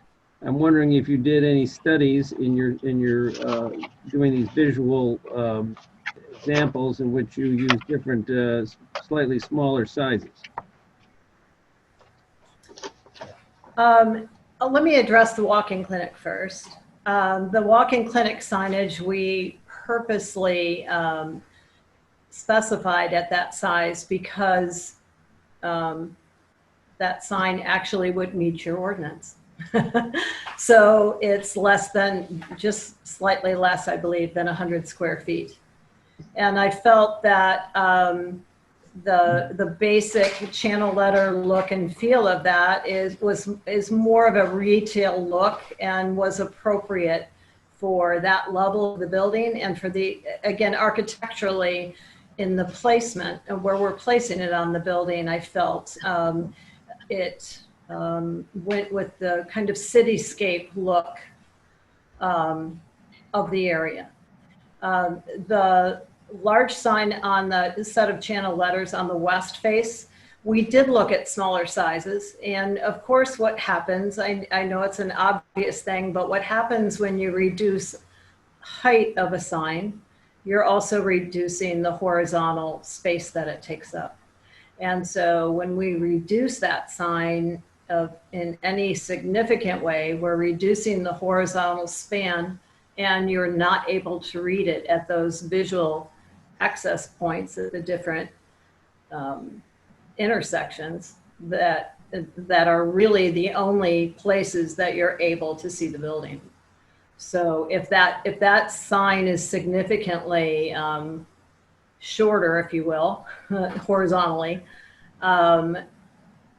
you're not able to see it at the points where you need to be able to read it. Need to be able to read the word medical center or see possibly the Henry Ford. Whatever part of that sign you can see, you can no longer see because it's not taking up that span.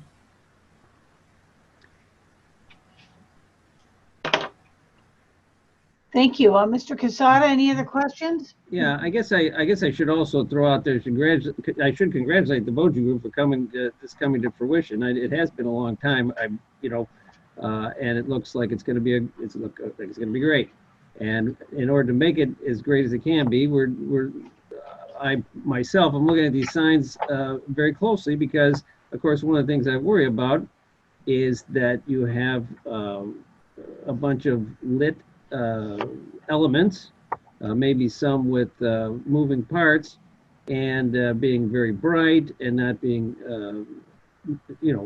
creating light pollution and not being well balanced. How do we monitor? How do you monitor? I don't know who I should direct this to. Kathy Wickman, I suppose. Wickham. These signs.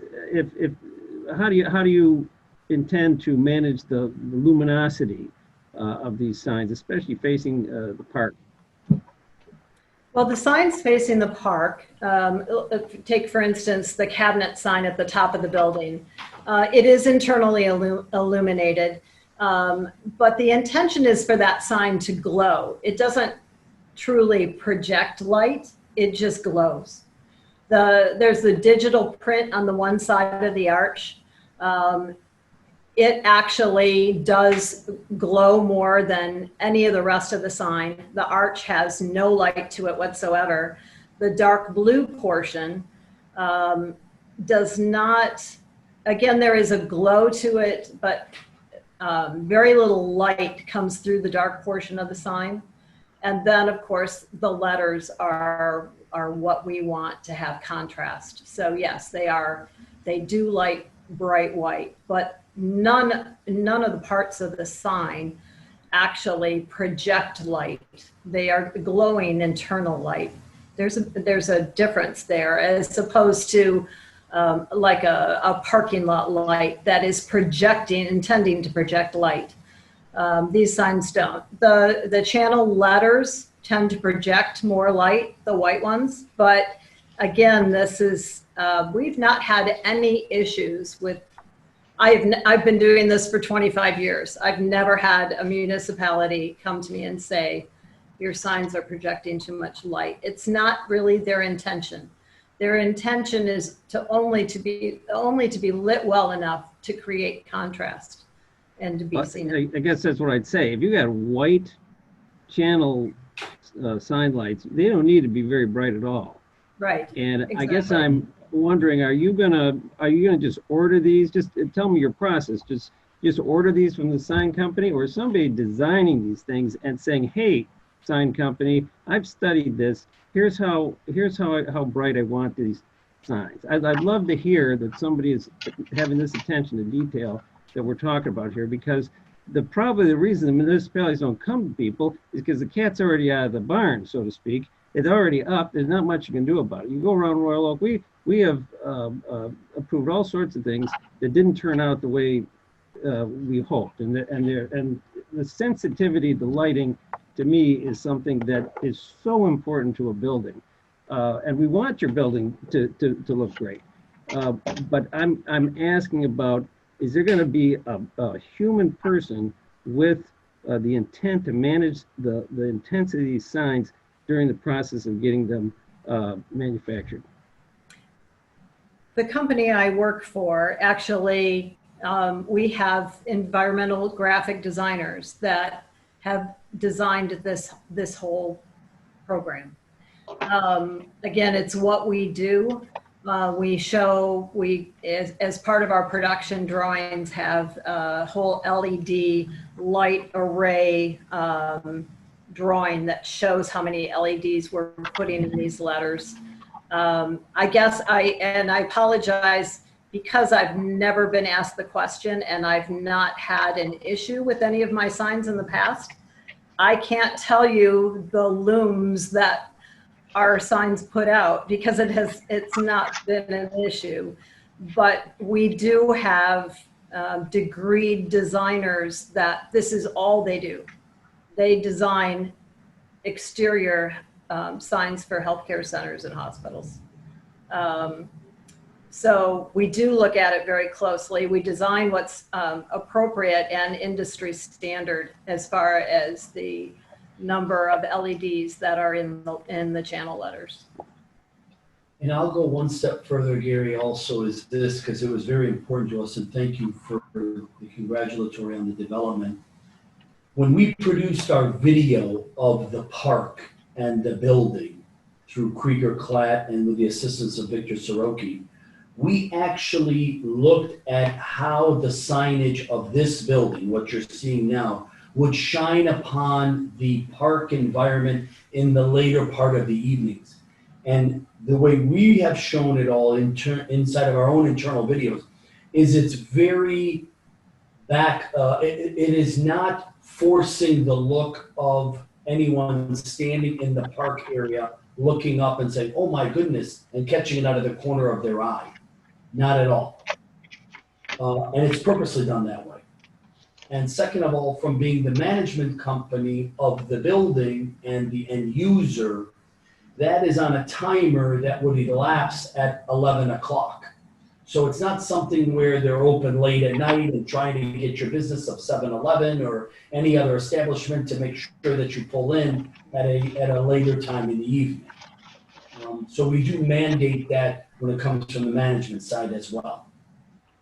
But I do want you to know, we put a lot of effort on the easterly side reflecting the park. Of course, the westerly side, is where you would like, not overwhelming at all, but you said it wonderfully. It's a beautiful white lettering sign along a darker back area. And architecturally, we feel, and respectfully to your industry itself, it's architecturally fits perfectly.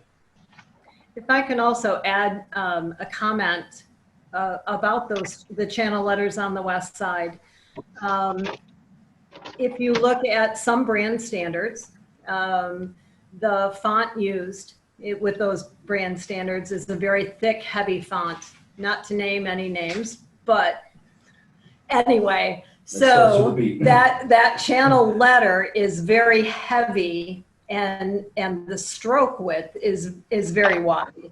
The number of LEDs in that letter is significantly larger than in these. If you look at the Henry Ford font, the stroke is very narrow, and it's it's a serif font. It's a different situation entirely, and again, I think aesthetically, it's a much better look.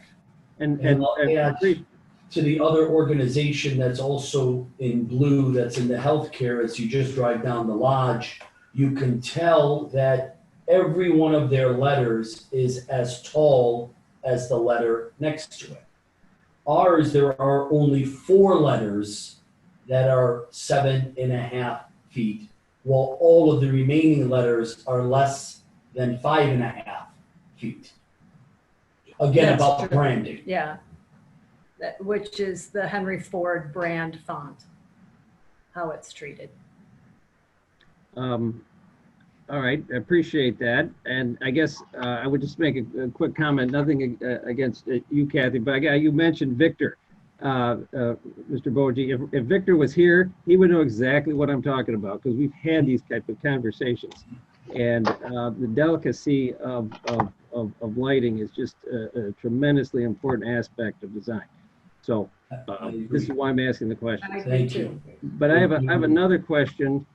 Can you explain to me, across the parkway, of course, the new park that's going to be there, if somebody looks up, they're going to see Henry Ford. They're going to know it's Henry Ford. They can see where the entrance is. What is the purpose of the kiosk on that side of the building? Again, as far as the digital boards that are in those kiosks, the purpose is, again, community health messages. And I really feel like whether it's the park or the other corner, that's just I see it as an asset to the community and being able to communicate different messages, health messages to the community. I think earlier this year when we were discussing postponement from another meeting, one of the commissioners suggested that we keep in mind the pedestrians. And I think the pedestrian traffic is very important in Royal Oak.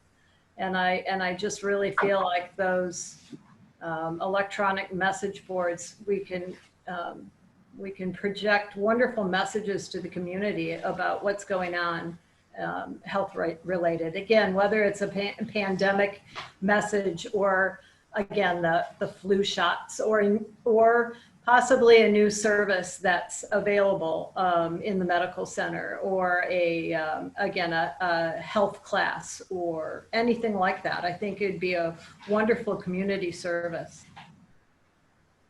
Along with that, there is directional information in that same kiosk to point towards the entrances. If you've parked somewhere else other than in the parking deck, that lets you know where to find the main entrance, where you're going for the walk-in clinic, which is the same place, but some people may not understand that, and those messages will help emphasize that. From the provider side, I would say when the pandemic broke out in the middle of March, my job is to ensure patient access to our system, which includes access to appointments, but also information. I set up no less than 6 phone centers for all of the people that were calling with questions about what to do, what should they wear, what should they go, do they need a mask? This is something we could provide right in the middle of your community for people that are already in the health center, walking by the health center. And our CEO of our Henry Ford Medical Group asked me that specifically. Are we going to be able to talk to our patients? Are they going to be able to, will we be able to give this kind of information in new ways? This is a really unique and interesting way to provide that kind of information. And I know that this is an extreme example, but we go through this every year with flu season. Where do we go? When can I go? How do I get that flu shot? It creates a lot of phone calls. It creates frustration for patients and consumers. This is a really easy way. What's in this building? I've been staring at this building. Who's in here? Is there a pharmacy in that building? This is something that can ease the flow of traffic back and forth and information with the people that are in the area. And we really feel like it's not a blinking Las Vegas sign or an old dot matrix type sign. This is something where we want to educate the public to how we're connecting with the community. And we really feel being there on the park, sponsorships, and how large of a presence and the large bet we're putting in your community with this investment of both people and dollars in infrastructure. We want to stay connected with your community.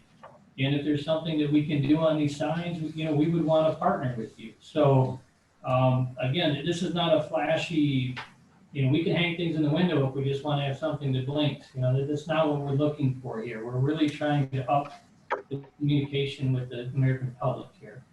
And I'd emphasize again, Henry Ford came to me and said, we want these message boards to be the very highest quality available. And they are photo quality. I'd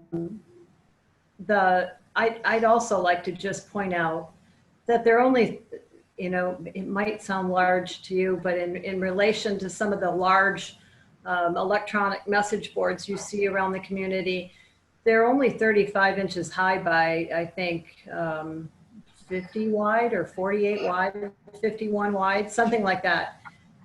They're meant to be read by pedestrians or vehicular traffic that's extremely close, but it's really intended for the community. This is not, help me out, Doug. It's not a marketing piece. Yeah.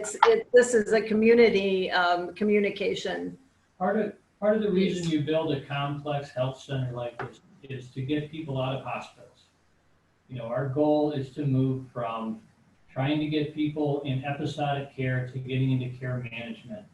And a key to care management as opposed to episodic care is to make sure patients are educated. And that's really the purpose of these signs to us, is to engage the community earlier in their healthcare journey so they don't need more complex care. All right, thank you. You're welcome. Thank you, Gary. Thank you, Mr. Casada. Any other questions for the petitioner? Yes, I had a question. Mr. Klooster? Yes, the Optimize, is that located on the ground floor? Yeah, all of our retail is on the ground floor. So our Optimize, our pharmacy, our lab, those are all on the ground floor where folks can access them easily and come and go from the building. Okay, so it has its own. It will have its own entrance. It's on the street. Yes. Yes. And you'll notice on the plans, we did not put a lot of signage at eye level, even on the park side where Optimize is. We really only have a couple signs. We're not trying to clutter the front of that building and make, an eyesore. So, but we do need the one Optimized sign, and we need that separate entrance so that the retail folks can go in and out.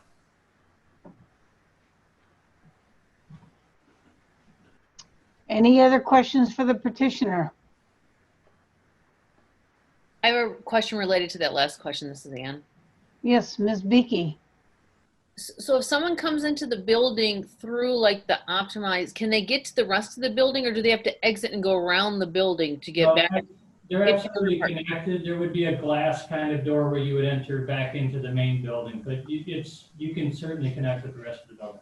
So no matter which side they come into the building, if people are walking or if they park somewhere else or if they live nearby and they walk there without coming in their car, no screenshots needed, if they enter from one side, they'll get some wayfinding inside the building to get to where they need to be. Absolutely. Correct. Absolutely. Correct. Again, to remind, and I was the one that made the comment last time, again, here the goal is not just to people be driving around looking for this building.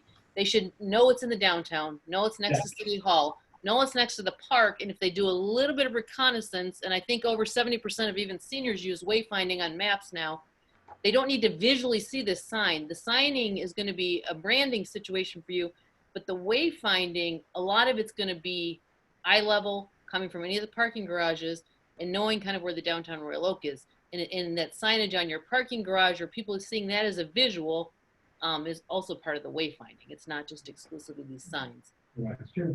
Thank you. Okay, thank you. Thanks, Ms. Beakey. Anybody else, any other commissioners have any questions for the petitioner? Yes, Ms. Vara. Yes, Ms. Douglas.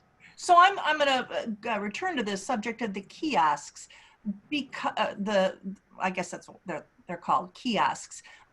Both of the examples we see have an arrow directing people to the west entrance, to the walk-in clinic, and to optimize. Is that definitely what those are going to say? And yes, Mr. Twing, I know we can't ask them what they're going to say, but my asking.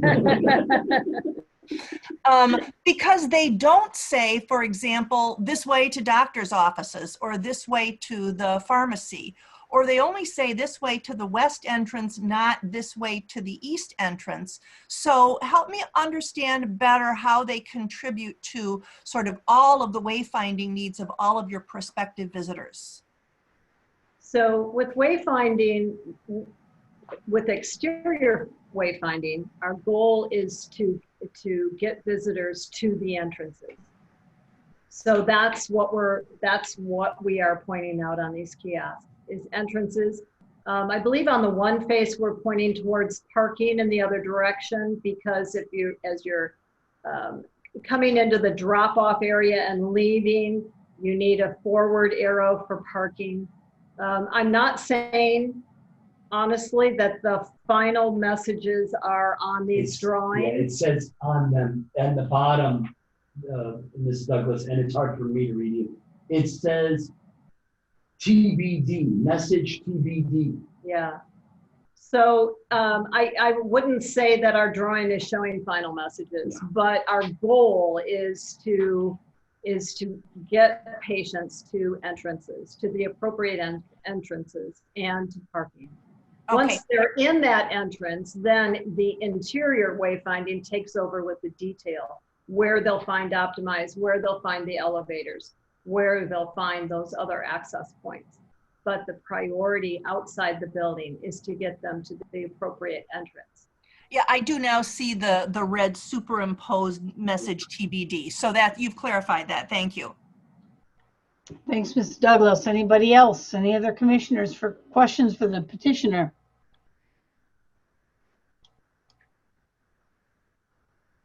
Not hearing any. Do we have a motion?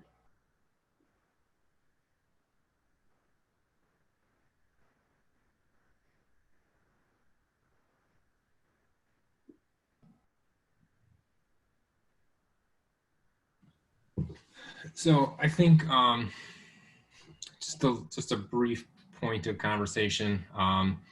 So we love the development in our central business district, but we've also been very strict with signage and our signage ordinances in our central business district. And we've been strict with other petitioners that have come before us, but also reasonable. I think your scale discussions on a building of this size with 100 square feet at the top of the building, I think some of the other office buildings that have recently gone up in the central business district, we've made some concessions on size that were appropriate to the scale of the building. Multiple tenant situations, we've made some concessions as to multiple signage locations because you're trying to locate multiple tenants. I think in this instance, with the digital signage and the freestanding signage, which are prohibited sign types in the central business district. I think that's tough. We've been fairly consistent at not allowing prohibited sign types in the central business district. And I think the sizes that have been requested in some instances are out of scale with what's necessary for the size of that building. So again, I don't want to say what the right size is. I don't think it's our place as a commission to design it for you, but to give you guidance on why we have potential issues with it. I would say that the white signage that's 1,200 square feet or 1,300 square feet or something to that effect is largely oversized. The remainder of the signage is not terribly oversized, and I have an issue with the freestanding signage as a prohibited sign type in the central business district. Ms. Barr, if I can add. Yes, Mayor. Yeah, so when I looked at this, I had a slightly different perspective. I think that when we look at the use of this building, it's far different than any other use that we have in our downtown. I think some of the numbers that we've seen at the commission is, roughly 200,000 visitors that will be coming to our downtown strictly because of this facility. So I think, that in itself, I don't want to necessarily say proves a hardship, but it certainly creates hardship conditions, not only for the petitioner, but I'll argue also for the city. When we look about wayfinding and coming into town, people, will come and they'll have their navigation and they'll have all that. And at some point they're going to take their visual cues. And I think what we want to avoid is extra congestion in our city where people are driving around, adding to frustration, not only for the petitioner, but those are future, and I'm using air quotes here, customers of Royal Oak as well. We want them to have a positive experience, which is the whole purpose why we attracted this sort of economic opportunity for our community. And I think that wayfinding is important. And I think understanding, especially in a marquee building, when I see the Henry Ford thing, I see it's less than 6% with all the signage of the facade, but I also see that it's much clearer from many different vantage points. I think to me, the petitioner proved the case. And like Mr. Klooster said, I don't know that we want to dictate, the size of that and make it a little smaller, a little bigger, but certainly what was presented to me tonight seems much safer and much better for traffic flow, as well as reducing anxiety of people coming into our town and might even be safer. I think some of the points brought up with lighting are fair, but we also, our downtown is a little bit different as well. The park will be illuminated. You'll have counter light pollution going the other way. We have all our trees that have lights on it most of the year. So I think some of those things, the height of where the sign is will be offset as far as what we already have in our downtown already today. The kiosks are interesting. I think that, we are going to have pedestrian traffic.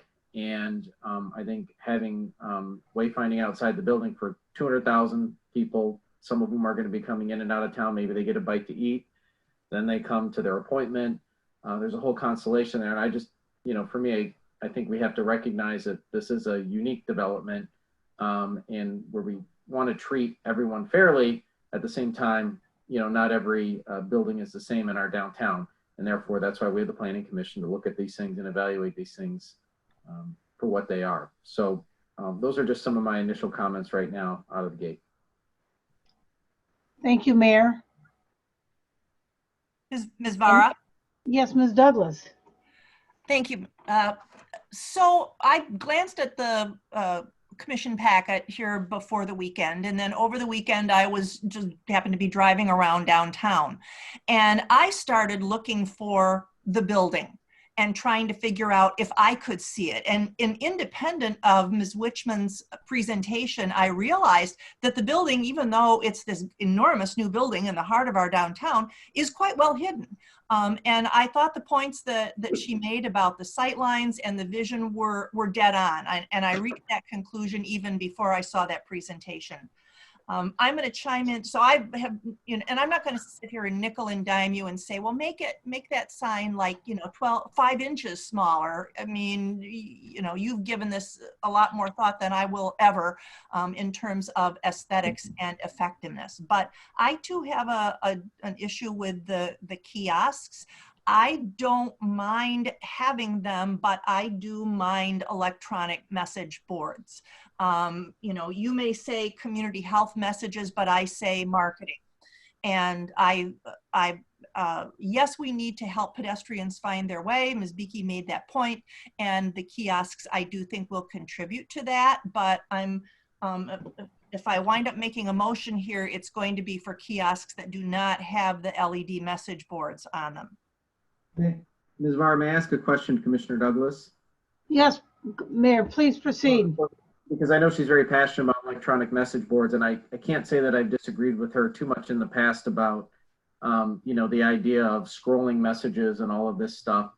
And I apologize if I missed it in the presentation, but if these are truly photo quality and we're not supposed to really read what's on them, if the petitioner agrees to a certain time limits, like a message can't change or can only change once every 24-hour period or something like that, is that something that addresses her concern? Because I do see a benefit to our community about reminding people to get flu shots or a COVID vaccine or whatever it may be. Although I can't rely on that because we're not supposed to understand what that messaging is or read it.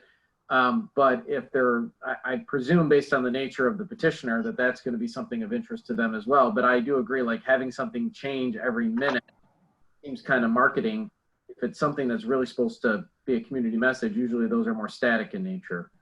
Just want to get her perspective on that. I'm you know, a digital picture, no matter how pretty, is still a digital picture, is still digital words. We can't dictate what they're going to say. You know, today it may be get your flu shot. I mean, tomorrow it may be, you know, sign up for our classes on such and such. And when you do that, that's kind of a marketing thing, not necessarily a community health thing. I mean, I have a track record here of not being fond of LED message boards anywhere in our city, and I'm sticking to my guns. Thank you, Ms. Douglas. Thank you, Mayor. Any other comments? Questions? I have one other quick comment. Ms. Beakey. It's with regards to the kiosk. I have to say I would be happier to see them without the LED and without the picture, as you have said, but for the wayfinding purpose, perhaps them being off the building is one thing. The other thing is, I really think at the top of the building, I'm kind of understanding all of those signs, even the additional size. When it comes down to the signs that are at the second floor, I still struggle with that, because I think when you're on a sidewalk, and if you're coming from a parking garage or if you're coming from around a corner, you cannot see those signs unless you're across the street. And I know a lot of people like that, you think as if you're in the car, but we don't want people driving around. We want them to find a parking garage, whether it's the adjacent one or another one, and then walk over. And if I walk over, I have to say there should be something above the doors that says Henry Ford, something so when you're on the physical ground level, I'm 5'2", I can't see those signs when I'm up at the building. And the kiosk is one thing. And again, I've lived and worked in very many different places. When you're in a city center, you don't see the building till you're next to it. If there's nothing at my eye level, I'm not going to see it. And we don't allow the signs on the sidewalks. But I do, and again, if this messes up the whole thing, I feel like there has to be something more at eye level on each side, actually, or at least by the doors, personally. Thank you, Ms. Beakey. Any other comments or questions? Is there a motion?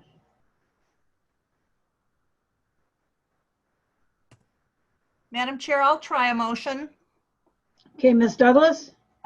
So I would move approval of the sign variance items A through G.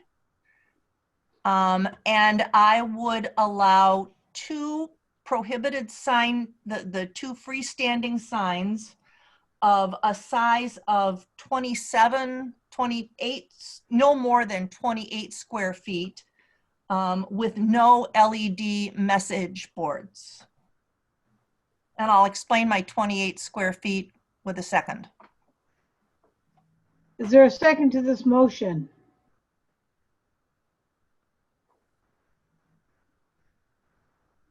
I'll second it for discussion.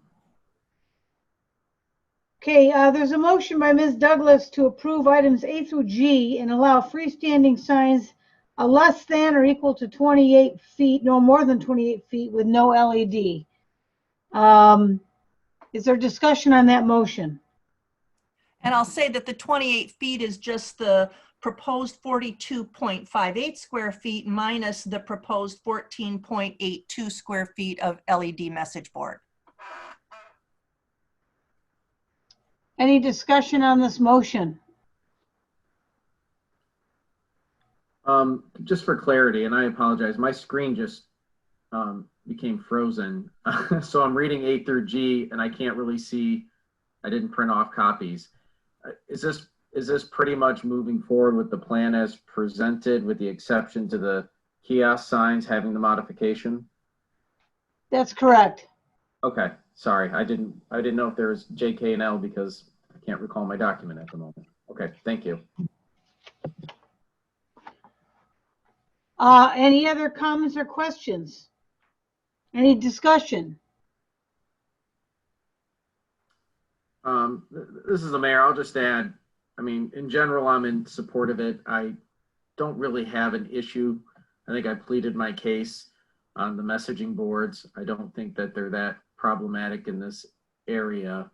But given the overall, I think, plan and how it fits together, there's a lot of gears churning here, and I think we could probably nitpick everything. And, you know, at the end of the day, we've had, you know, the petitioner that has similar objectives as us, and they have some different ones as well, but they've had a professional design staff look at this and make sure it works. And, you know, some of the things that, you know, we could talk about for hours on end are safeguarded in the fact that, you know, the petitioner wants to be a good player in town and certainly doesn't want to have negative pushback when it comes to, you know, maybe some of the things with lighting and whatnot. I do think that overall the aesthetics are fine, but I'm basing my judgment on, you know, overall wayfinding and making sure we do what we can do to reduce congestion. I put that on the experience of the healthcare provider because they know their customers better than we know them. They know the volume of visitors they're going to have. They've really taken this to a scientific level. And as so long as we, you know, fundamentally understand it and don't have strong objections to their plan, then I think it's worth supporting. My sense is there's not a lot of support for the electronic message boards. So I think, so yeah, maybe that's a separate discussion, but overall I'll be supporting it. So that's my comment. Thank you, Mayor. Any other discussion? Yes. Madam Chair, this is Gary. I'll make a couple comments here. I think that the mayor said something earlier. This is a building use that is different. We don't have anything else like this. It's situated in a place that is, you know, it's unique. And it is sort of like almost like a campus, although it's very tight in there. And I do understand the argument for the LED signs for the purpose stated. However, it is making an exception. It is putting these LED signs out on the plaza there. It is going to create a precedent, and I think that that's a good reason not to. It's a good reason for me to support Commissioner Douglas's motion, which I will.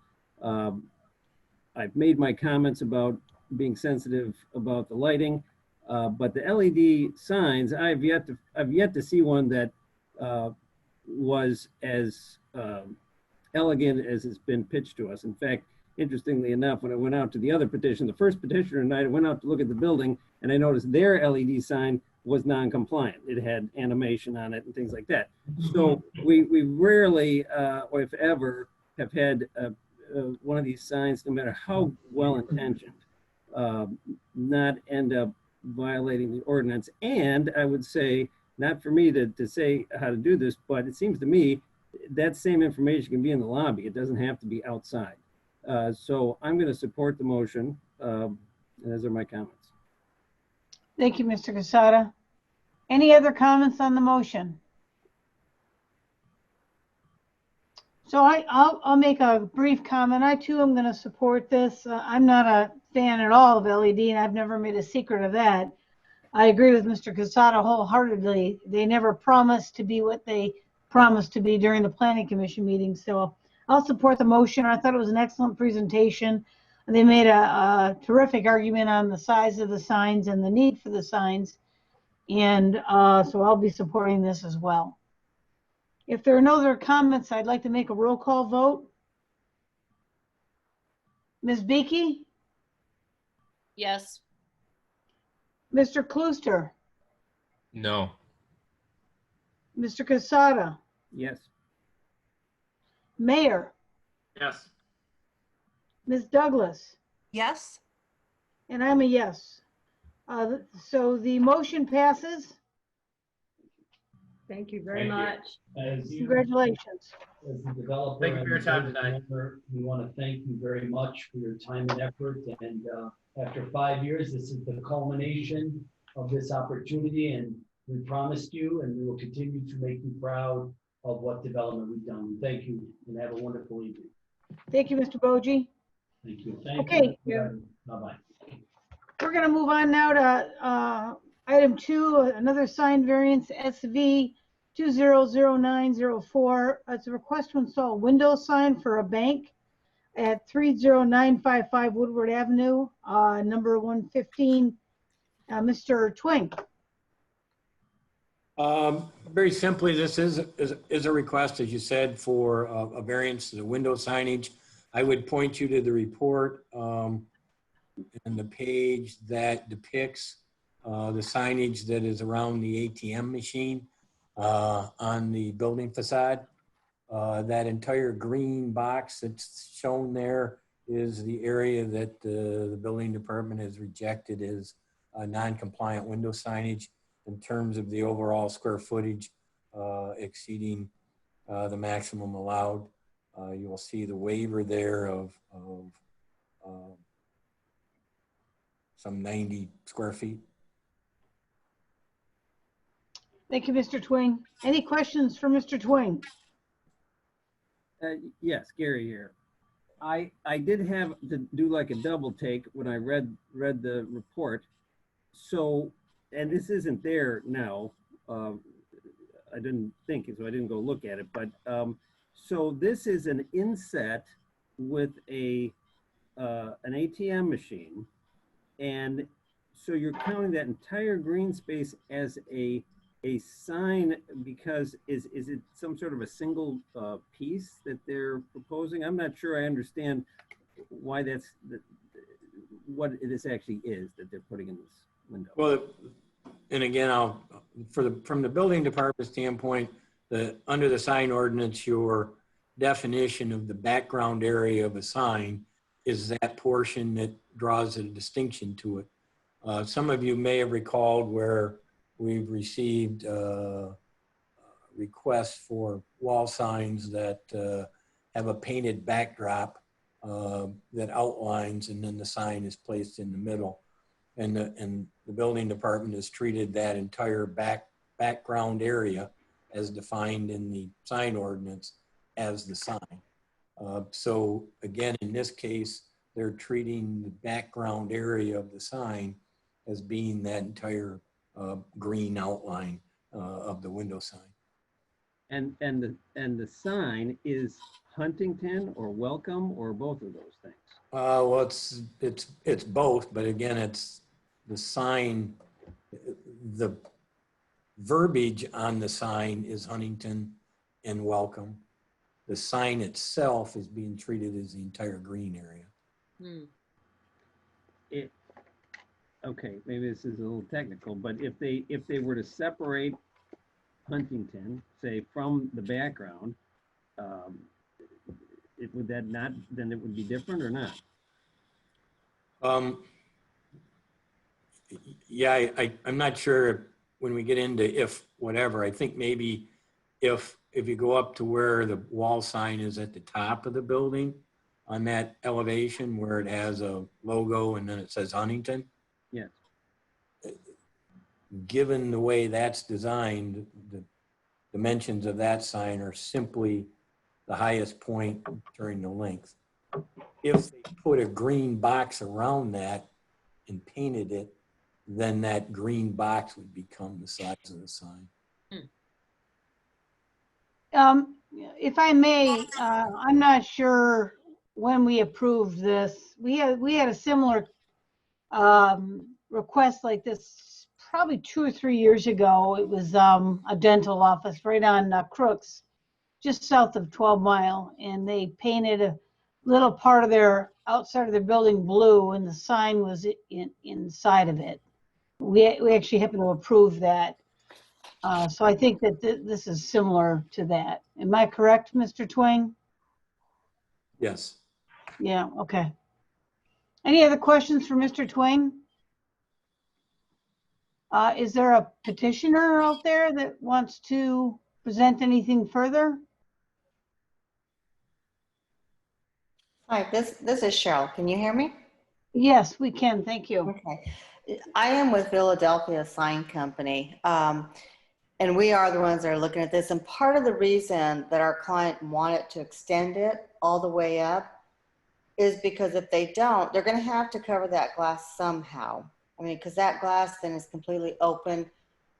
And granted, you wouldn't expect somebody to get a ladder, but that's completely open then to everything behind that, your ATM machine, and that's a night drop also that is there. So for us, it's also a way of helping to secure that if possible, because something's going to have to be done with that upper part to close that up. So that was another reason they thought if we could just go ahead and extend this up, it would all blend and it would look aesthetically correct and just look better that way. Thank you. Any questions for the petitioner? Not hearing any. Is there a motion?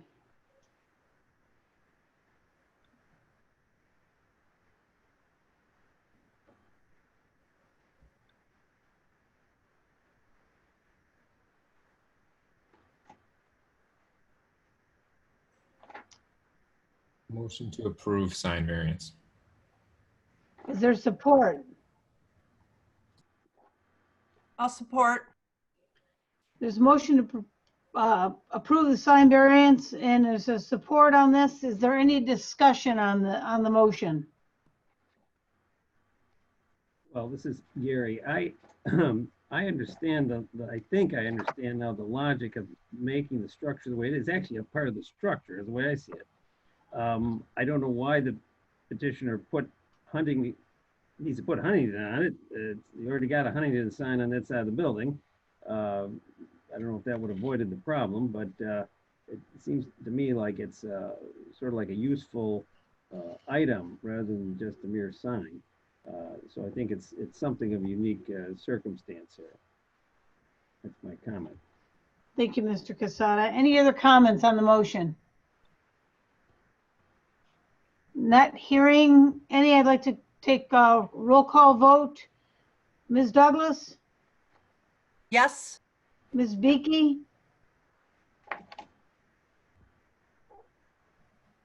Ms. Beakey? Oh, yes. Mr. Casada? Yes. Mayor? Yes. Mr. Klooster? Yes. And I'm a yes. Sign variance is approved. Thank you. Thank you. No, I'm sorry, not last. Number 3 on our agenda, this is a public hearing on the Hazel Park master plan. Mr. Twing, is there any public that has comment on this that we need to listen? For some reason I couldn't unmute. This is actually just notice of their public hearing. You don't have. Oh, I'm sorry. Okay. I thought that was a little odd. I hadn't seen that before. Okay. Thanks, Mr. Twing. Yeah, no, this is just if you've got any comments that you want to forward as a planning commission to them, to the city of Hazel Park will do so. If you don't, there's no action required. Do any planning commissioners have any comments that they would like to forward or have Mr. Twing forward to the city of Madison, or sorry, city of Hazel Park? Okay, not hearing any. There's no action required. We'll move on to item 4. Mr. Twing, you've got a date and time suggested for to set a joint meeting with the Zoning Board of Appeals? Well, what I'd like the planning commission to do is formally pass a resolution identifying September 3rd as that joint meeting date.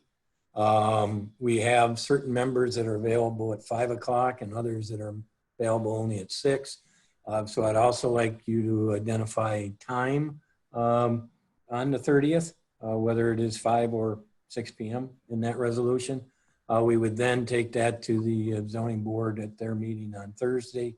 And once we have that all scheduled, we'd schedule the meeting. So I'm looking for a motion to set September 30th with a time as the joint meeting date. Is there a motion?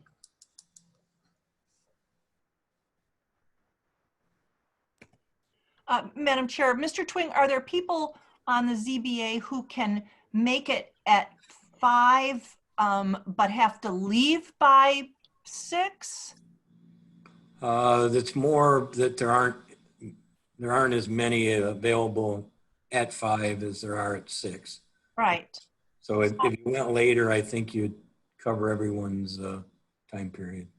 So yeah, I move that we hold a joint meeting with the zoning board on Wednesday, September 30th at 6 p.m. Is there support? Support. Support by Ms. Beakey. Any discussion on this motion? Not hearing any. I'm going to call a roll call vote. Mayor? Aye. Casada? Yes. Mr. Klooster? Yes. Ms. Beakey? Yes. Ms. Douglas? Yes. And I'm a yes. The only other question I would have of the planning commission, are there any specific topics that you want staff to list on that agenda or have any background information on so that we add it to the agenda? Madam Chair? Yes, Ms. Douglas. So we, the Planning Commission has considered some pretty broad changes to our multifamily zoning ordinance. And the multifamily stuff has been a lot of the cause of, you know, items being kicked down or kicked up to the ZBA. So I would like to talk about those prospective ordinance changes and get their feedback on that. I've also heard informally from the chair of the zoning board that he would like a discussion of side yard fence heights.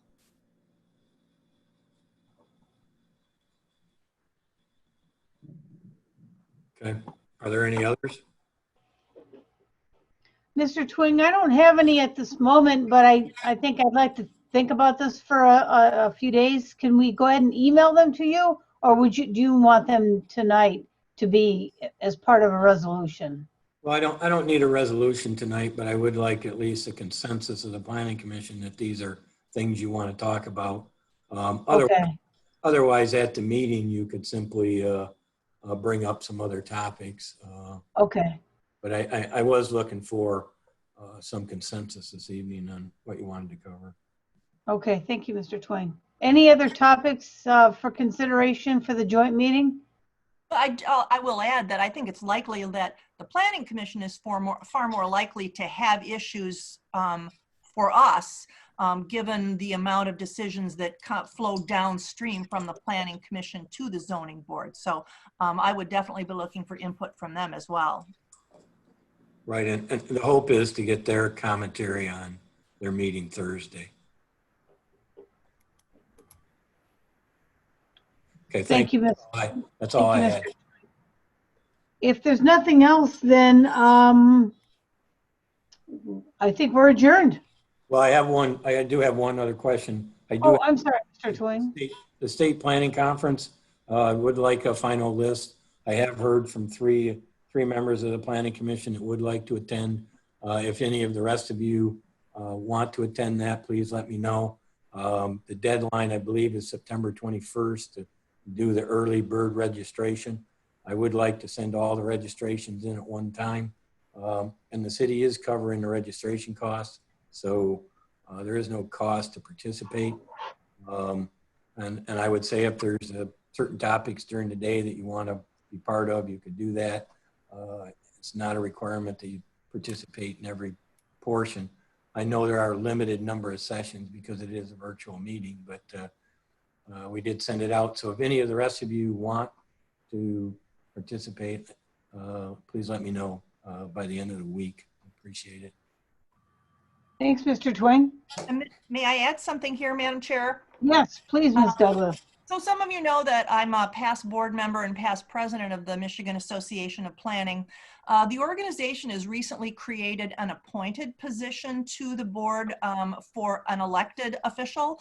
And I am proud to announce that as of this coming Friday, I will be returning to the MAP board in my capacity as a city commissioner. Good. Congratulations, Ms. Douglas. That's terrific news. Mr. Casada, did you have a comment? No, I just said that's great. Oh, okay. Okay, any other comments, Mr. Twing, or any other items from the commission?